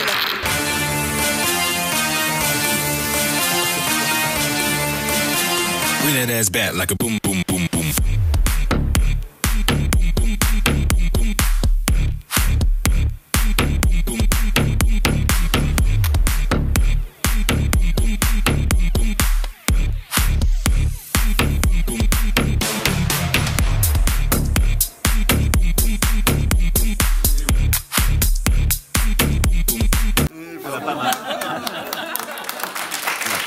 Et ben voilà. Alors t'en penses quoi? J'adore, moi c'est comme le phénomène de la tectonique à l'époque. Oui. Voilà, sauf que franchement, c'est hyper difficile à faire. Hyper difficile à faire. Et maintenant, mesdames, messieurs, direction la Chine. Al igual que varios... Bastante tela. Sounds like they're just saying ching chang chong. My chance to go watch made in China. We play ping pong ball made in China. Get bitch metal says pay made in China. It had brother black car made in China. She said that she didn't love me. She said that she didn't love me. She said that she didn't love me. She lied, she all made it in China. She all made it in China. Alors, il faut savoir qu'en 2017, Natacha, le rapport annuel de l'Agence internationale de l'énergie a désigné Pékin comme le leader incontesté de la création d'énergie renouvelable. C'est-à-dire, on a toujours les Français et les Européens en train de frimer. Les Chinois sont loin devant. On peut juste dire un mot des panneaux solaires, là, quand même, c'est juste pour dire que ça alimente 16 000 foyers. C'est-à-dire rien, parce qu'une métropole chinoise, c'est 20 millions de foyers. Donc, on va couvrir la planète de panneaux solaires pour se faire croire qu'on va régler un problème qui ne sera soluble que tout simplement par le fait qu'il faut consommer moins d'énergie. Donc, il faut changer de modèle de consommation et de production. Plutôt, il faut changer de modèle économique. Il faut aller vers la décroissance parce que sinon, la seule solution, c'est de couvrir la planète de panneaux solaires et encore, ça ne suffira pas. Donc, je ne vois pas comment ça apporte quoi que ce soit. Et d'éoliennes qui sont épouvantables. Michel Onfray, est-ce que vous pensez que la décroissance est la solution? Oui. C'est sûr ah oui, que vous pensez ça, vous? Oui, notre rapport aux objets, aux choses est surdéterminé par des gens qui veulent nous les faire acheter, donc consommer, etc. Non, bien sûr, c'est une hypothèse citoyenne en plus de ça. C'est-à-dire qu'on voit bien que des gens ont intérêt à nous faire manger, boire, acheter, consommer, etc. Mais si les citoyens décidaient, c'est la Boétie, soyez résolus de ne plus servir, et vous voilà libres. Il n'y aurait pas plus de chômage? Pardon? Il n'y aurait pas plus de chômage? Comment ça? Si vous dites décroissance, moins de consommation, donc les entreprises qui... Je ne suis pas une pro, je vous pose juste la question. Les entreprises qui produisent, qui n'auraient plus à produire autant puisque les gens ne consomment pas autant, se retrouveraient à ne plus employer. Ils vont licencier, donc, bien sûr, ils vont licencier, donc ça provoque du chômage. Oui, on crée une économie On pourrait circulaire. faire d'autres activités humaines qui sont utiles à l'intérêt général. Absolument, réduction du temps de travail. Ah oui, d'accord. Évidemment. D'accord. Donc ça emmène quand même à avoir moins de revenus. Oui. Donc comment on règle tous les problèmes liés à s'appelle bêtement le partage. Oui, il y a des gens qui ont beaucoup d'argent, beaucoup d'argent, des gens qui n'ont rien du tout. On peut effectivement estimer qu'on va produire différemment. C'est ce que j'appelle justement le socialisme libertaire. C'est ça le socialisme libertaire. Vous pensez qu'ils vont partager parce qu'on va vers une autre économie? Partager parce qu'on n'a pas le choix. Qui ont beaucoup d'argent vont partager en matière, oui, d'accord, mais quand on sera 15 millions sur cette planète, on n'aura pas le choix. Là, tu me regrette d'avoir dit qu'il était brillant et que je commence à sentir un peu de... Je peux dire un mot. Je peux dire un mot, je ne regrette pas parce que je pas tous en même temps. Je pense qu'il faut quand même oser dire que quand on sera 15 milliards, peut-être 20 milliards sur cette planète, il n'y aura pas le choix. Comme le disait Claude Lévi-Strauss, les verres de farine, à un moment donné, quand il y en a trop, même quand ils ont encore à bouffer, mais il y en a juste trop, et pourtant il y a de la farine, ils crèvent. Voilà. Et c'est ce qui nous attend si à un moment donné, on essaie pas de vivre autrement. On va changer de planète. Non, mais ça ne me va pas. Alors il y en a qui le disent, effectivement, mais enfin... Mars, franchement, ça a l'air un peu chaud là-bas. Il faut peut-être trouver des planètes un peu plus... Peut-être sur dans une autre galaxie. C'est ça, oui, on poursuit, mesdames, messieurs, en Syrie.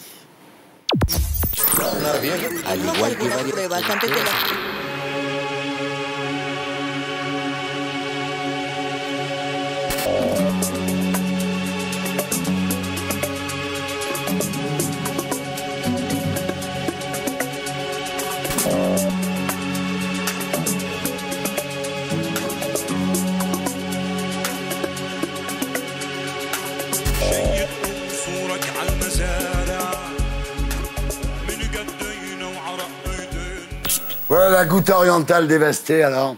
C'est scandaleux. Il se passe des choses ignobles à la Ghouta. Tout le monde est d'accord là-dessus. Il y a en Syrie un régime innommable, celui de Bachar el-Assad, qui, va toujours plus loin dans l'horreur. On est d'accord là-dessus. Mais là, vous avez des journalistes, si on peut appeler ça des journalistes, ce sont les médias bien pensants, des journaux comme Le Monde, vous lisez ça, c'est à longueur, ils tartinent là-dessus, ils nous présentent ces gens-là comme des rebelles. C'était des islamistes. Ils sont partis d'ailleurs. Et Erdogan va leur trouver du boulot parce qu'il va les recaser à la place des Kurdes qu'il est en train de chasser. Moi, je dis que les gens qui montrent ça en permanence, parce que vous avez ça partout, sont des salauds. Parce que dans le même temps, il n'y a jamais une image sur les Kurdes qui ont vécu exactement la même chose, avec un nombre considérable de morts à Afrin. Jamais d'image. Et tout le monde s'en fout des Kurdes. Et c'est une honte absolue. Voilà. Qui a fait ces images? Je suis d'accord avec lui. Natacha. Non, mais en effet, on se souvient par exemple de la chute d'Alep-Est, où il a fallu un temps infini pour qu'on entre enfin dans Alep et qu'on aille faire des reportages pour savoir ce qui se passait dans cette enclave où on parlait là aussi de rebelles. Et on s'est aperçu que la vie était un cauchemar pour les habitants, qui étaient pris en otage par des islamistes qui les utilisaient comme boucliers humains. C'est-à-dire que des salauds, il y en a des deux côtés. La question, c'est de savoir comment on arrête le massacre et comment on protège les populations civiles. Oui, vous dites comment on arrête le massacre. Est-ce que vous croyez que les Syriens ont besoin de vous pour arrêter le massacre? Mais je ne prétends absolument pas justement pouvoir faire quoi que ce soit. Le néocolonialisme qui consiste à s'occuper de tous les pays du monde. Commençons par s'occuper de la France, vous voyez ce que je veux dire? Nous sommes maintenant totalement conscients de l'impuissance totale de l'Occident. Bah oui. Total. Bah oui. Alors, je ne sais pas si c'est un bien ou un mal. C'est comme ça. On peut y trouver les deux. Il n'est pas non plus, on ne va pas non plus se priver de notre droit à la compassion. Il s'est passé des choses dans le monde. Ça ne mange pas de pain. Voilà, exactement. Ça ne mange pas de pain. Ça ne coûte pas cher. Non. Mais pour autant, on a le droit également de juger durement les régimes dictatoriaux du monde arabe. On a le droit de juger durement l'islamisme. Netanyahou. On a le Et droit. Netanyahou qui a assassiné dans le dos des gens qui étaient en manifestation pacifique la semaine dernière. J'ai commis un article dans le Figaro pour rectifier tous les fake news. Justement, j'observe, puisque tu m'en parles, j'observe que les insoumis ont trouvé le moyen de faire une manifestation là-dessus et qu'en 5 ans, 5 ans de guerre de Syrie, 5 ans de guerre de Syrie et 500 000 morts, ils n'ont pas bougé un pied. Si ça, c'est pas extraordinaire, justement, je pense qu'on en a rien à foutre des insoumis. La question, c'est de savoir il se trouve que c'est une... entre Israël il se trouve que c'est une insoumise qui me la ramène. Pardon. Voilà. Alors, Michel, est-ce que vous trouvez... Bon, c'est vrai que c'est ce qui se passe à la Ghouta, tout ça, c'est terrible. Mais est-ce que finalement, cette propension à s'occuper des autres pays alors qu'il y a des vrais problèmes dans le nôtre, est-ce que c'est pas une façon de botter en touche? Moi, je suis souverainiste, je l'ai dit tout à l'heure. Je pense que les peuples doivent pouvoir faire la loi chez eux. Je pense. Et qu'à partir du moment où, effectivement, il y a de la géostratégie, ça ne veut pas dire qu'on ne fait rien. Ça ne veut pas dire qu'on n'intervient pas. Ça ne veut pas dire qu'on intervient tout le temps non plus. Je pense simplement qu'il y a eu les printemps arabes, qu'on a vu ce que ça a pu donner, que les printemps arabes, avec des dictateurs qui sont partis, ça a généré les situations qu'on connaît aujourd'hui en Afrique du Nord. On voit aujourd'hui que le dictateur n'a pas voulu, lui, partir. Il est resté. Et on a vu que ce territoire intéresse beaucoup de gens, les Russes en l'occurrence, les Iraniens aussi, et qu'effectivement, c'est la question de la sécurité d'Israël qui se trouve aussi posée. Donc il faut aussi penser dans ces termes-là. Et en termes de géostratégie, on se dit effectivement, ce sont de toute façon toujours les peuples qui trinquent pour que les puissants décident de ce qui va se passer, un peu comme avec une carte comme ça, Hitler ou Staline disait à l'époque, on déplace les troupes, etc. Et là, on dit, voilà, on va massacrer un peuple, et Franz avait raison de parler des Kurdes, on va massacrer un peuple, c'est pas un problème. Ici, il faut qu'on soit là, il faut qu'on soit présent, etc. Moi, je suis effectivement souverainiste et je pense que nous devrions repenser notre politique internationale en arrêtant de vouloir faire la loi partout sur la planète. Je suis un anti-BHL en ce sens qu'il faut, on doit, on bombarde, etc. Parce que tout ça génère ensuite des effets sur notre propre territoire. C'est-à-dire que quand on égorge quelqu'un aujourd'hui dans un supermarché, c'est en relation avec tout ce que nous faisons là-bas. C'est bien parce qu'il y a une relation de causalité. Pour conclure, j'ai jamais vu un Syrien venir m'expliquer comment il faut diriger la France. Mais des Français qui disent comment il faut diriger la Syrie, j'en ai vu beaucoup. Il faut avoir un peu de respect pour les Syriens, ils ne sont pas plus cons que nous. Voilà. Est-ce qu'il faut intégrer le selfie dans l'histoire de l'art, Monia Cachemire? J'ai lu il y a 2 semaines dans la revue Nature, ils expliquaient qu'à cause du selfie, il y a eu une augmentation considérable de demandes d'opérations chirurgicales du nez. Et en fait, c'est peut-être intéressant que peut-être dans 50 ans, on verra qu'il y a eu un physique qui est né grâce au selfie ou à cause du selfie.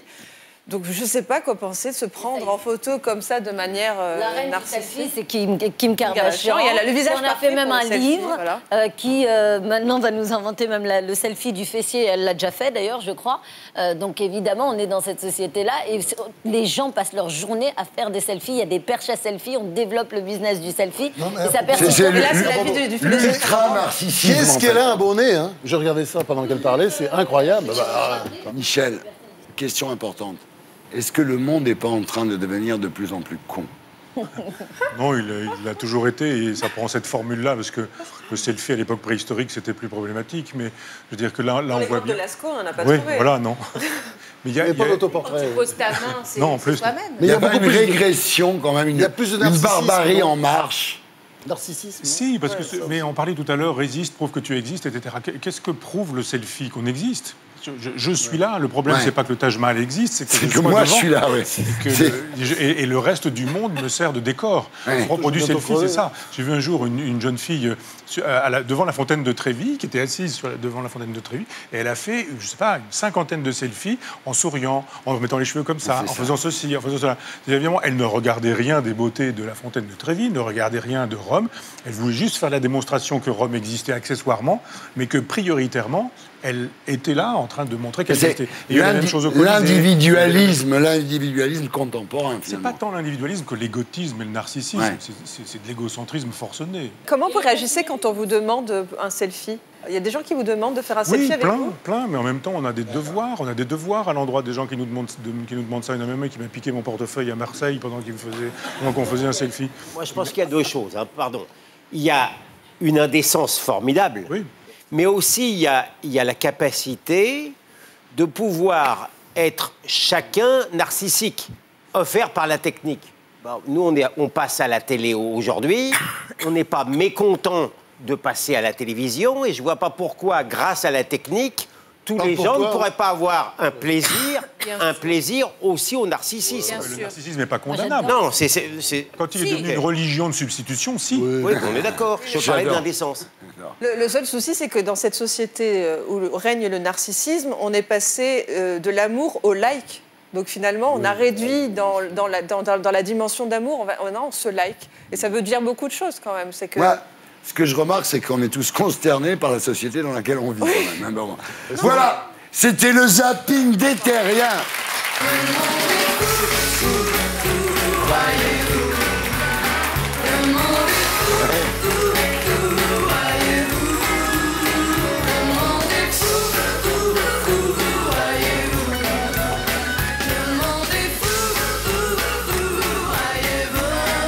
Michel Onfray, merci d'avoir été avec nous.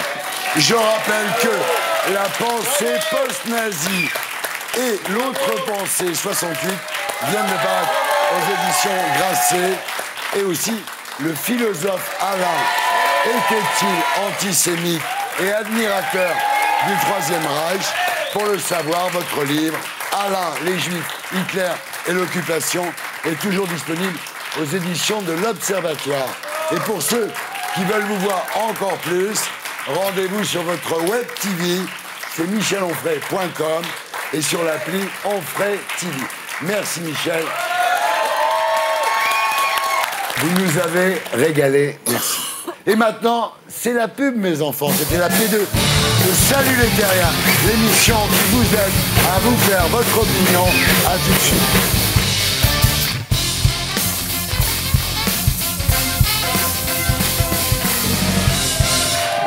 Bonsoir les terriens du dimanche, nous sommes de retour sur Terre dans l'émission qui vous aide à vous faire votre opinion.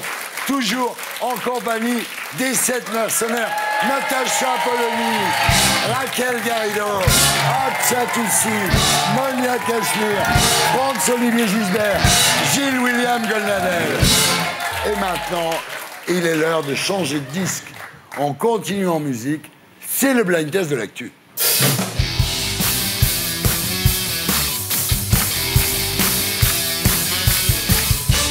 Alors, vous connaissez le principe, hein. Vous écoutez la chanson et vous devez deviner à quelle actualité elle correspond. Je suis pas sûr que Gilles William soit aussi sûr de lui que ça, parce que dès qu'il entend parler du blind test de l'actu... Ah non, ça j'aime bien, c'est le jeu d'après que j'aime pas. Ah d'accord. Non, je me flatte d'être assez bon à ce jeu-là. C'est bon. On va rire. Les résultats ne sont pas là encore. Musique. La mort de Willy Mandela. Willy Mandela. Ah, Willy Mandela, la mort, oui, bien sûr. La grève. La grève. Martin Luther King. Absa Toussi. Absa Toussi. La grève des transports. Stand-up, la grève. Mais la grève Absa Toussi. Mais stand-up, la grève, je parlerai pas. Attention, musique. Phénoménal. Bravo, Ben Salman. Ronaldo. Bravo. Ronaldo. Ah, bravo. Mais c'est à 6 ans, tu l'as pas vu? Tu Tu l'as l'as pas vu le but? Ah oui, formidable. Attends, avec la Juve, il a marqué un but historique. C'est une bicyclette, quoi. appel à des connaissances. Ah On non. passera dans 50 ans. Alors c'est marrant parce qu'au Chili, ça s'appelle una chilenita, de Ouais. faire comme ça. Chaque Non. pays dit Nous, on dit c'est une pour nous, tu bicyclette, vois. nous, ouais. Bravo Raquel, en tous les cas. Bravo. Très bien. Bah, attends. Musique. Là, les étudiants qui ont bloqué. Les étudiants. Oui. Ah oui. Jeunes et cons, les étudiants. Les étudiants Bravo. sont pas jeunes et cons. Voilà, bah oui, Ils sont toujours pas les jeunes et étudiants. cons, arrêtez avec ça. Ils sont toujours un peu jeunes et cons, on l'a tous été. Musique. Winnie Mandela. Ah non, mais ça va. Oh, merde. Non, mais attends. Ah non. C'est dans le truc, merde. Non, mais là, c'est pas possible, il y a la réponse. Elle a Tu as gagné. gagné, tu as C'est gagné. comme ça. J'ai été frappée de voir que pour les hommages et pour l'annonce de Et la du décès de recommandation Winnie politique. Mandela, attends, mais là quand même, faut le dire. C'était une Dans le criminelle. monde entier, C'était une criminelle. dans le monde entier, l'annonce de son décès a été annoncée comme une combattante anti-discrimination, anti-apartheid est décédée. Et en France, c'était l'ex-épouse Bah oui, parce que de Mandela, il Nelson supportait Mandela. pas Mais est-ce qu'on d'être peut avec une autre chose tueuse, que la femme avec de une son criminelle. mari Bah oui, mais c'est S'il Mais vous plaît. bien sûr, par exemple, Anne Niva n'est pas que la femme de Jean-Jacques Bourdin. Je crois que c'est très clair. Vive Anne Anne Niva. Niva est grand reporter de guerre. Faut dire les choses, faut dire les choses. Est-ce que, mais monsieur le mari de Audrey Crespo-Mara, vous pouvez faire la prochaine question? Tu peux répondre à la femme d'Alexis Corbière, s'il te plaît? Non, je préfère la femme de Perico Légas. Musique. Quand on partait le beau matin, quand on partait sur les chemins. Tour de France, non, le Paris-Roubaix. Quoi? Putain, Raquel! Raquel! Ah non, stop. Non. Le sampleur de Raquel, là. Ah non, là, oui. C'est Raquel Garrido qui a gagné. Les raquettes du samedi, tu me sur les paupières, tourne aussi. Attention, là. Là-bas, près du comptoir en bois, nous on danse pas, on est là pour boire un coup, on est là pour faire la fou. T'es gauche insoumise, mais je t'adore. Et maintenant, j'ai un lot de consolation. Un lot de consolation pour monsieur Mais je Golnadel. les accepte, je l'accepte sans barguigner. Voilà. Allons-y. Faites entrer le lot de consolation, Allons-y. s'il vous plaît. C'est un beau cadeau. Fly me to the moon. Let me play up there with a star. Let me see what spring is like on Jupiter and Mars. In other words, hold my hand. In other words, baby, kiss me. Why don't you fill my heart with song? Let me swing forevermore, because you are all I long for, I worship and do adore. In other words, please be true.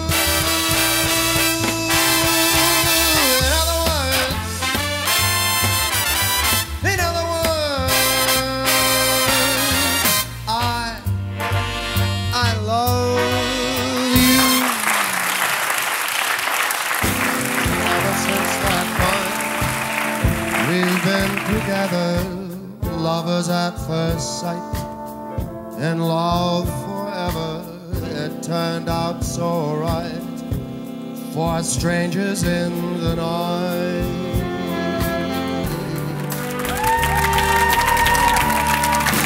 For what is a man? What has he got? If not himself, then he has not to say the things he truly feels, and not the words of one who deals. The record shows I took the vows and did it my way. Bravo! Merci. Bravo. Thank you very much. Oh, thank you. It's a great pleasure to have you.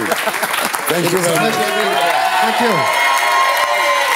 Alors, mesdames, messieurs, ouais. Alors, Frankie Sinatra, après avoir joué à Las Vegas pour célébrer le 20e anniversaire de la mort de Frank Sinatra, il sera à l'Olympia le 23 avril et en tournée dans toute la France. Merci, Frankie, d'avoir été avec nous. Alors, Gilles William, est-ce que franchement, est-ce que je me fous de votre gueule? Ah non, non, c'est pas du tout foutu de ma gueule. Non mais, il a une très belle voix. Oui. Il a une vraie présence. Ouais. Moi, je suis sous le Mais il est charme. C'est formidable. exactement ce que j'aime. Il est formidable. Et comme disait Gaspard Proust, Stranger in the night, syphilis in the morning.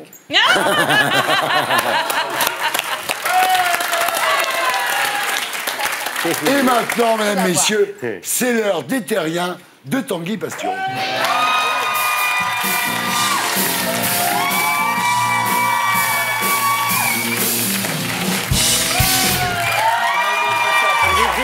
Passer après Sinatra, Un c'est mec aussi dur. classe, vous pouvez T'as pas beau inviter avoir une Zaz bonne ou je sais gueule, pas. oui. Voilà.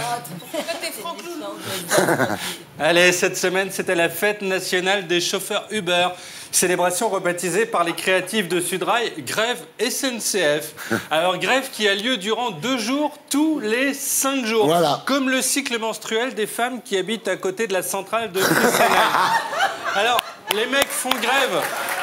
Mais les mecs font grève 2 jours, puis arrêtent 3. Vraiment, ça, c'est de la grève de fonctionnaires, quoi. Alors, les voyageurs ayant pris leur disposition, certaines gares étaient vides, hein, comme à Paris-Montparnasse mardi. Si on avait collé François Bayrou sur une petite estrade, on serait cru à l'université d'été du Modem. Ici, la gare d'Arras sous la flotte mercredi, jour de grève, la déprime. Ceux qui y étaient et n'ont pas mis fin à leur jour survivront à tout. Ils peuvent écouter l'intégrale de Jean-Louis Murat en regardant une photo de Jean-Yves Le Drian, l'air heureux. Celle-là, par exemple, hein, sans même gober de Xanax. En gare de Lyon à Paris, TF1 organisait les épreuves de sélection de Koh-Lanta, avec notamment celle du petit pont branlant, hein, qui consiste à croire en Dieu, puisque si la planche pète, on se retrouve dans le trou, avec la jambe coincée derrière la nuque, comme naguère Johnny Clegg ou Clara Morgan, donc avec ou sans pantalon. Mais une grève, c'est aussi des moments de chaleur, hein, pour les blancs qui n'ont pas le sens du groove. C'est la seule occasion de partir sur un zouk love sans avoir à bouger du bassin, hein. C'est l'unique moment avec l'été à Mykonos où techniquement on est à l'intérieur de quelqu'un avant de lui avoir dit bonjour, hein. Mais bientôt il va y avoir plein de bébés CGT qui vont naître avec de la moustache et boufferont des merguez à 7 mois. Hein, dès la sortie de l'utérus, ils demanderont de meilleures conditions de travail pour les sages-femmes. Alors, tout avait pourtant bien commencé. Le week-end dernier, on se gavait d'œufs de Pâques en regardant vivre notre petit coq, Macron. Il était au Touquet avec Brigitte, hein, qu'il avait inscrit au stage du club de tennis section Poussin. Et il est sorti de chez lui en sweat à capuche et short blanc, hein, comme nous quand on sort les poubelles un lendemain de cuite. Puis, il a changé de short, puisqu'en croisant son reflet dans le miroir de sa chambre, il a joui et a enfilé un short bleu. Hein. Macron, c'est 50 nuances de short. Si on découpe toutes les photos de lui en short et qu'on les met les unes à côté des autres, on obtient un arc-en-ciel. Alors, au même moment véridique, au Touquet, on retrouve un enfant de 3 ans au supermarché avec son chien et son biberon. Réflexe, les mecs appellent Brigitte, lui disent « Madame, on a retrouvé le président ». Elle vérifie, il est dans sa chambre en train de ranger ses shorts. Fausse alerte. Alors, Macron a aussi croisé Cédric Villani, hein, le gothique qui n'a pas de shampoing. C'est la rencontre du XVIIIe siècle et du XXIe, hein, Valmont et Justin Bieber côte à côte. Il a publié des trucs en anglais, hein, comme d'habitude, I can convince my country et autres my goal is, hein, ce qui ne signifie pas qu'il est en forme intimement, mais juste qu'il a un but. Il a bu un café avec le PDG de Samsung, hein, lui a dit « How are you? I am God, I can convince you, choose us ». L'autre a répondu « Pardon, je me suis planté de pays, je pensais être en France ». Et il s'est cassé en se disant « La vache, elle y est allée fort sur la chirurgie quand même, Theresa May. Hein ». Alors il a aussi parlé de la démocratie comme d'un système bottom-up. Hein, Macron, c'est le seul type qu'il va falloir sous-titrer comme une série de Netflix. Hein, on s'est fait tout un truc, mais en fait, on a juste élu Jean-Claude Van Damme en moins gaulé. Alors, autre homme qu'on ne comprend plus quand il parle, parce qu'il est défoncé, c'est Jean-Vincent Placé. qu'on appelle désormais placé en garde à vue. Alors lui, non mais n'importe quoi. Alors lui, il embête des femmes, il tient des propos limites. Il a dit à quelqu'un, on n'est pas au Maghreb, je vais te renvoyer à Ouagadougou. Ce qui nous montre, 1, qu'il est raciste, 2, beaucoup plus grave, qu'il est nul en géo, 3, qu'il pense toujours qu'il peut virer quelqu'un de France, alors que même à l'entrée du Franprix, il n'est pas sur la liste. Mais Ouagadougou, c'est au Chili, connard.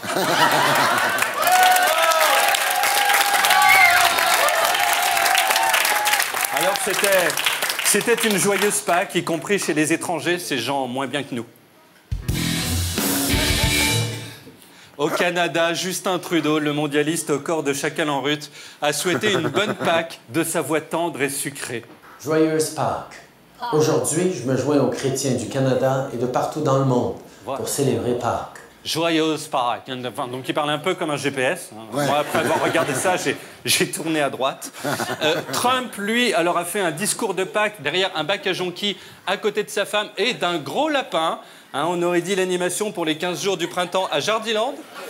Elisabeth II a porté des fleurs colorées avec des gens sapés en rouge, bleu, vert d'eau. Là, si en plus Macron était venu en short jaune, on pouvait abolir le LSD et les disques de Syd Barrett, parce que c'était le retour du psychédélisme, le Summer of Love, époque où Alain Juppé fêtait ses 35 ans de carrière.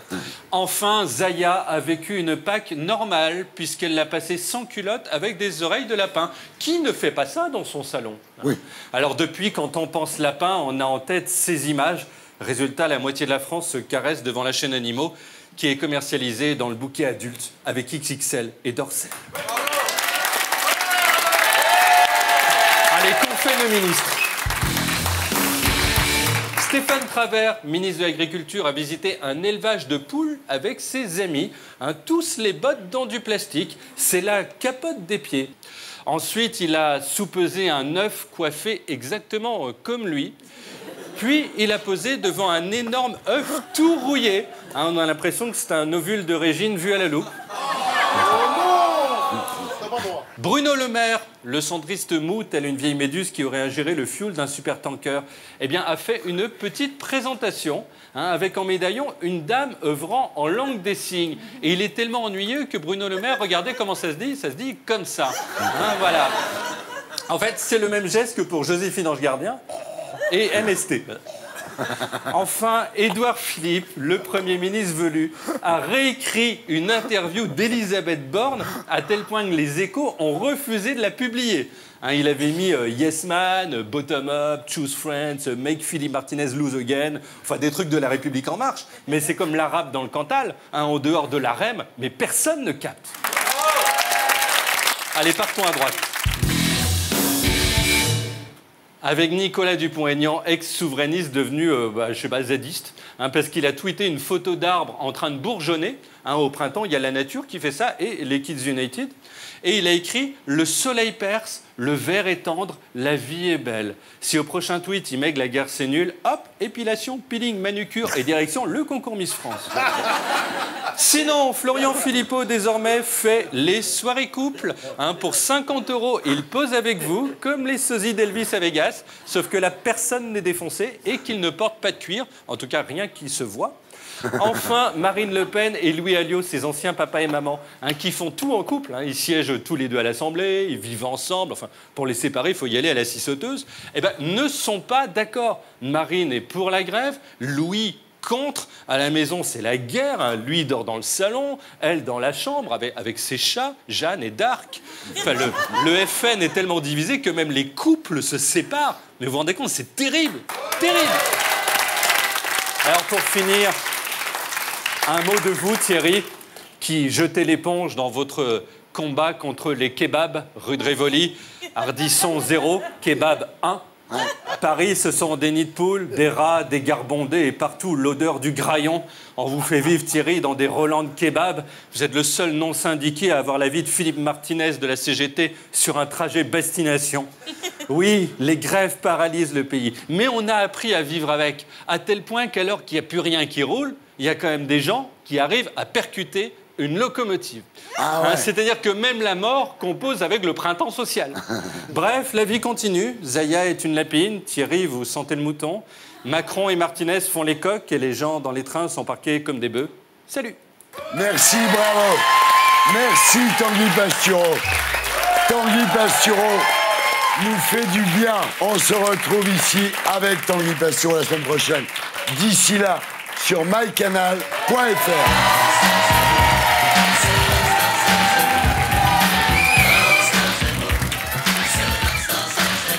Et maintenant, mesdames, messieurs, on va rejouer. La dernière fois, c'est Absa Toussi qui a remporté l'Ours Rouge la semaine dernière. Je m'en souviens qui pas. l'aura cette semaine? Qui sera le Winnie de l'ourson? C'est le winner de l'actu.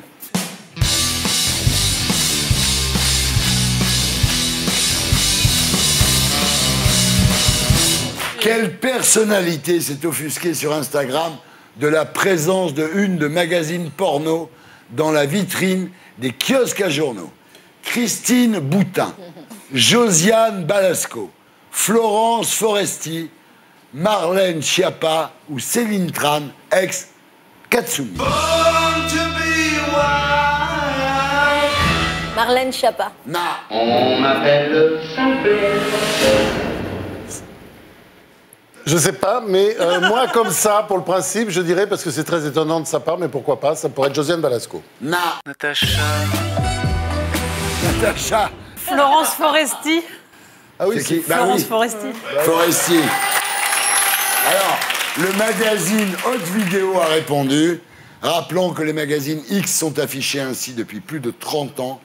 Et ça fait un peu long pour s'offusquer. Voilà. Ouais. En Égypte, Abdel Fattah al-Sisi a été réélu président avec 97,08% des voix. Quelle proposition concernant Moustapha Moussa, son unique opposant, est vraie? C'est lui qui a réuni tous les parrainages pour la candidature d'al-Sisi. Il s'est porté candidat pour permettre à al-Sisi de ne pas être le seul candidat. Il s'est porté candidat 15 minutes avant la clôture des candidatures. Il a voté al-Sisi pour la présidentielle. On m'appelle La deuxième réponse, c'est qu'il s'est porté candidat pour qu'il y ait quand même deux candidats. Non. C'est très dur. C'est Hein. vrai que c'est les quatre. C'est une grande... Ouais. Oui. Natacha. C'est une grande souffrance. Là, je m'incline. Alors, attends, je Quelle reviens en force, modification administrative concernant l'état civil a été votée par le Conseil de Paris cette semaine? La mention du sexe va disparaître de nos cartes d'identité. Père et mère deviennent parents 1 et parents 2. Il ne sera plus possible de changer de nom de famille. La date de naissance figurant sur les cartes ne pourra être lue que grâce à des lunettes spéciales fournies par l'administration. Père et mère deviennent parents 1 et parents 2. Exactement. Dans le but de ne pas discriminer les couples homoparentaux, ce qui est bien normal. Bien n'est-ce sûr, pas, on bien ne va sûr. pas les appeler maman si c'est des Bah oui, hommes. En tout cas, c'est quand même ce qu'il y a de mieux dans la vie, la maman. Hein. Ouais. Je suis désolé de le dire. Qu'est-ce qu'il y a de plus beau qu'une maman? Ah oui, il n'y a Ouais, rien. c'est y a vrai. rien. L'argent. J'y pense tous les jours.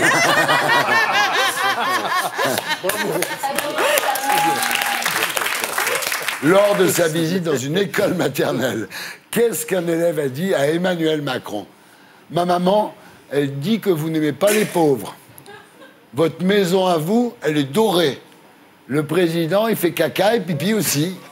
Votre femme, elle est vieille. On m'appelle Mais c'est maman, c'est la première, c'est ma maman dit que vous n'aimez pas les pauvres. Non. Ah bon? Sa maman n'est pas la France insoumise. Ah oui, d'accord, ok. Alors j'écoute. J'ai envie de dire tout. Non. Votre femme, elle est vieille. Non.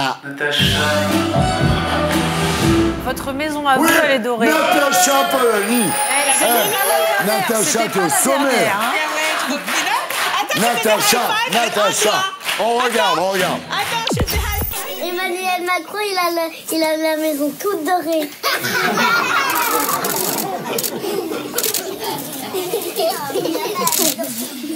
Pourquoi tu dis qu'elle est toute dorée? Parce qu'on a déjà vu à la télé. Non mais Attends, je suis désolé, on peut pas donner ces réponses-là parce qu'on regarde pas ces conneries, tu vois. Ah non, mais attends, qu'est-ce que c'est Tu regardes pas les matchs de Ronaldo, tu regardes pas le Paris-Roubaix, tu regardes Natacha, pas, elle a tu gagné. regardes rien. Mais c'est pas possible de regarder des conneries pareilles. Attention. Comment Agnès Buzyn a-t-elle surnommé les députés lors d'une prise de parole à l'Assemblée nationale la semaine dernière? On sait tous, après, il faut que tu te Les handicapés, les retraités, les privilégiés, les enfoirés. On m'appelle Ah, merci, merci. Les retraités. Les retraités. On regarde. Monsieur le Président, Mesdames et Messieurs les retraités, Monsieur le député Jean-Philippe Ni.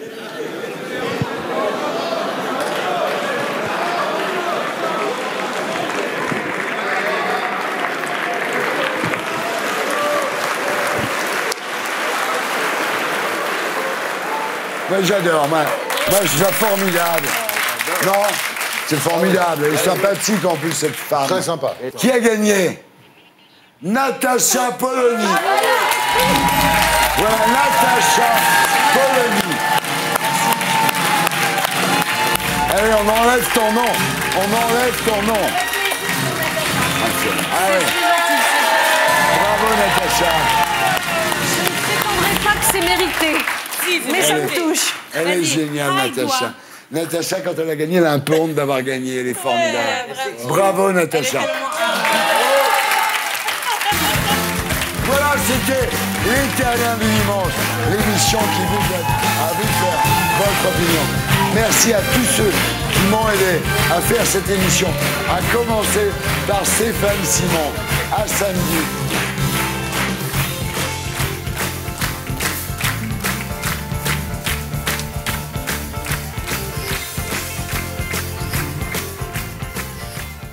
Et pour être sûr de ne rien rater de Inarditube, abonnez-vous et mettez un pouce bleu.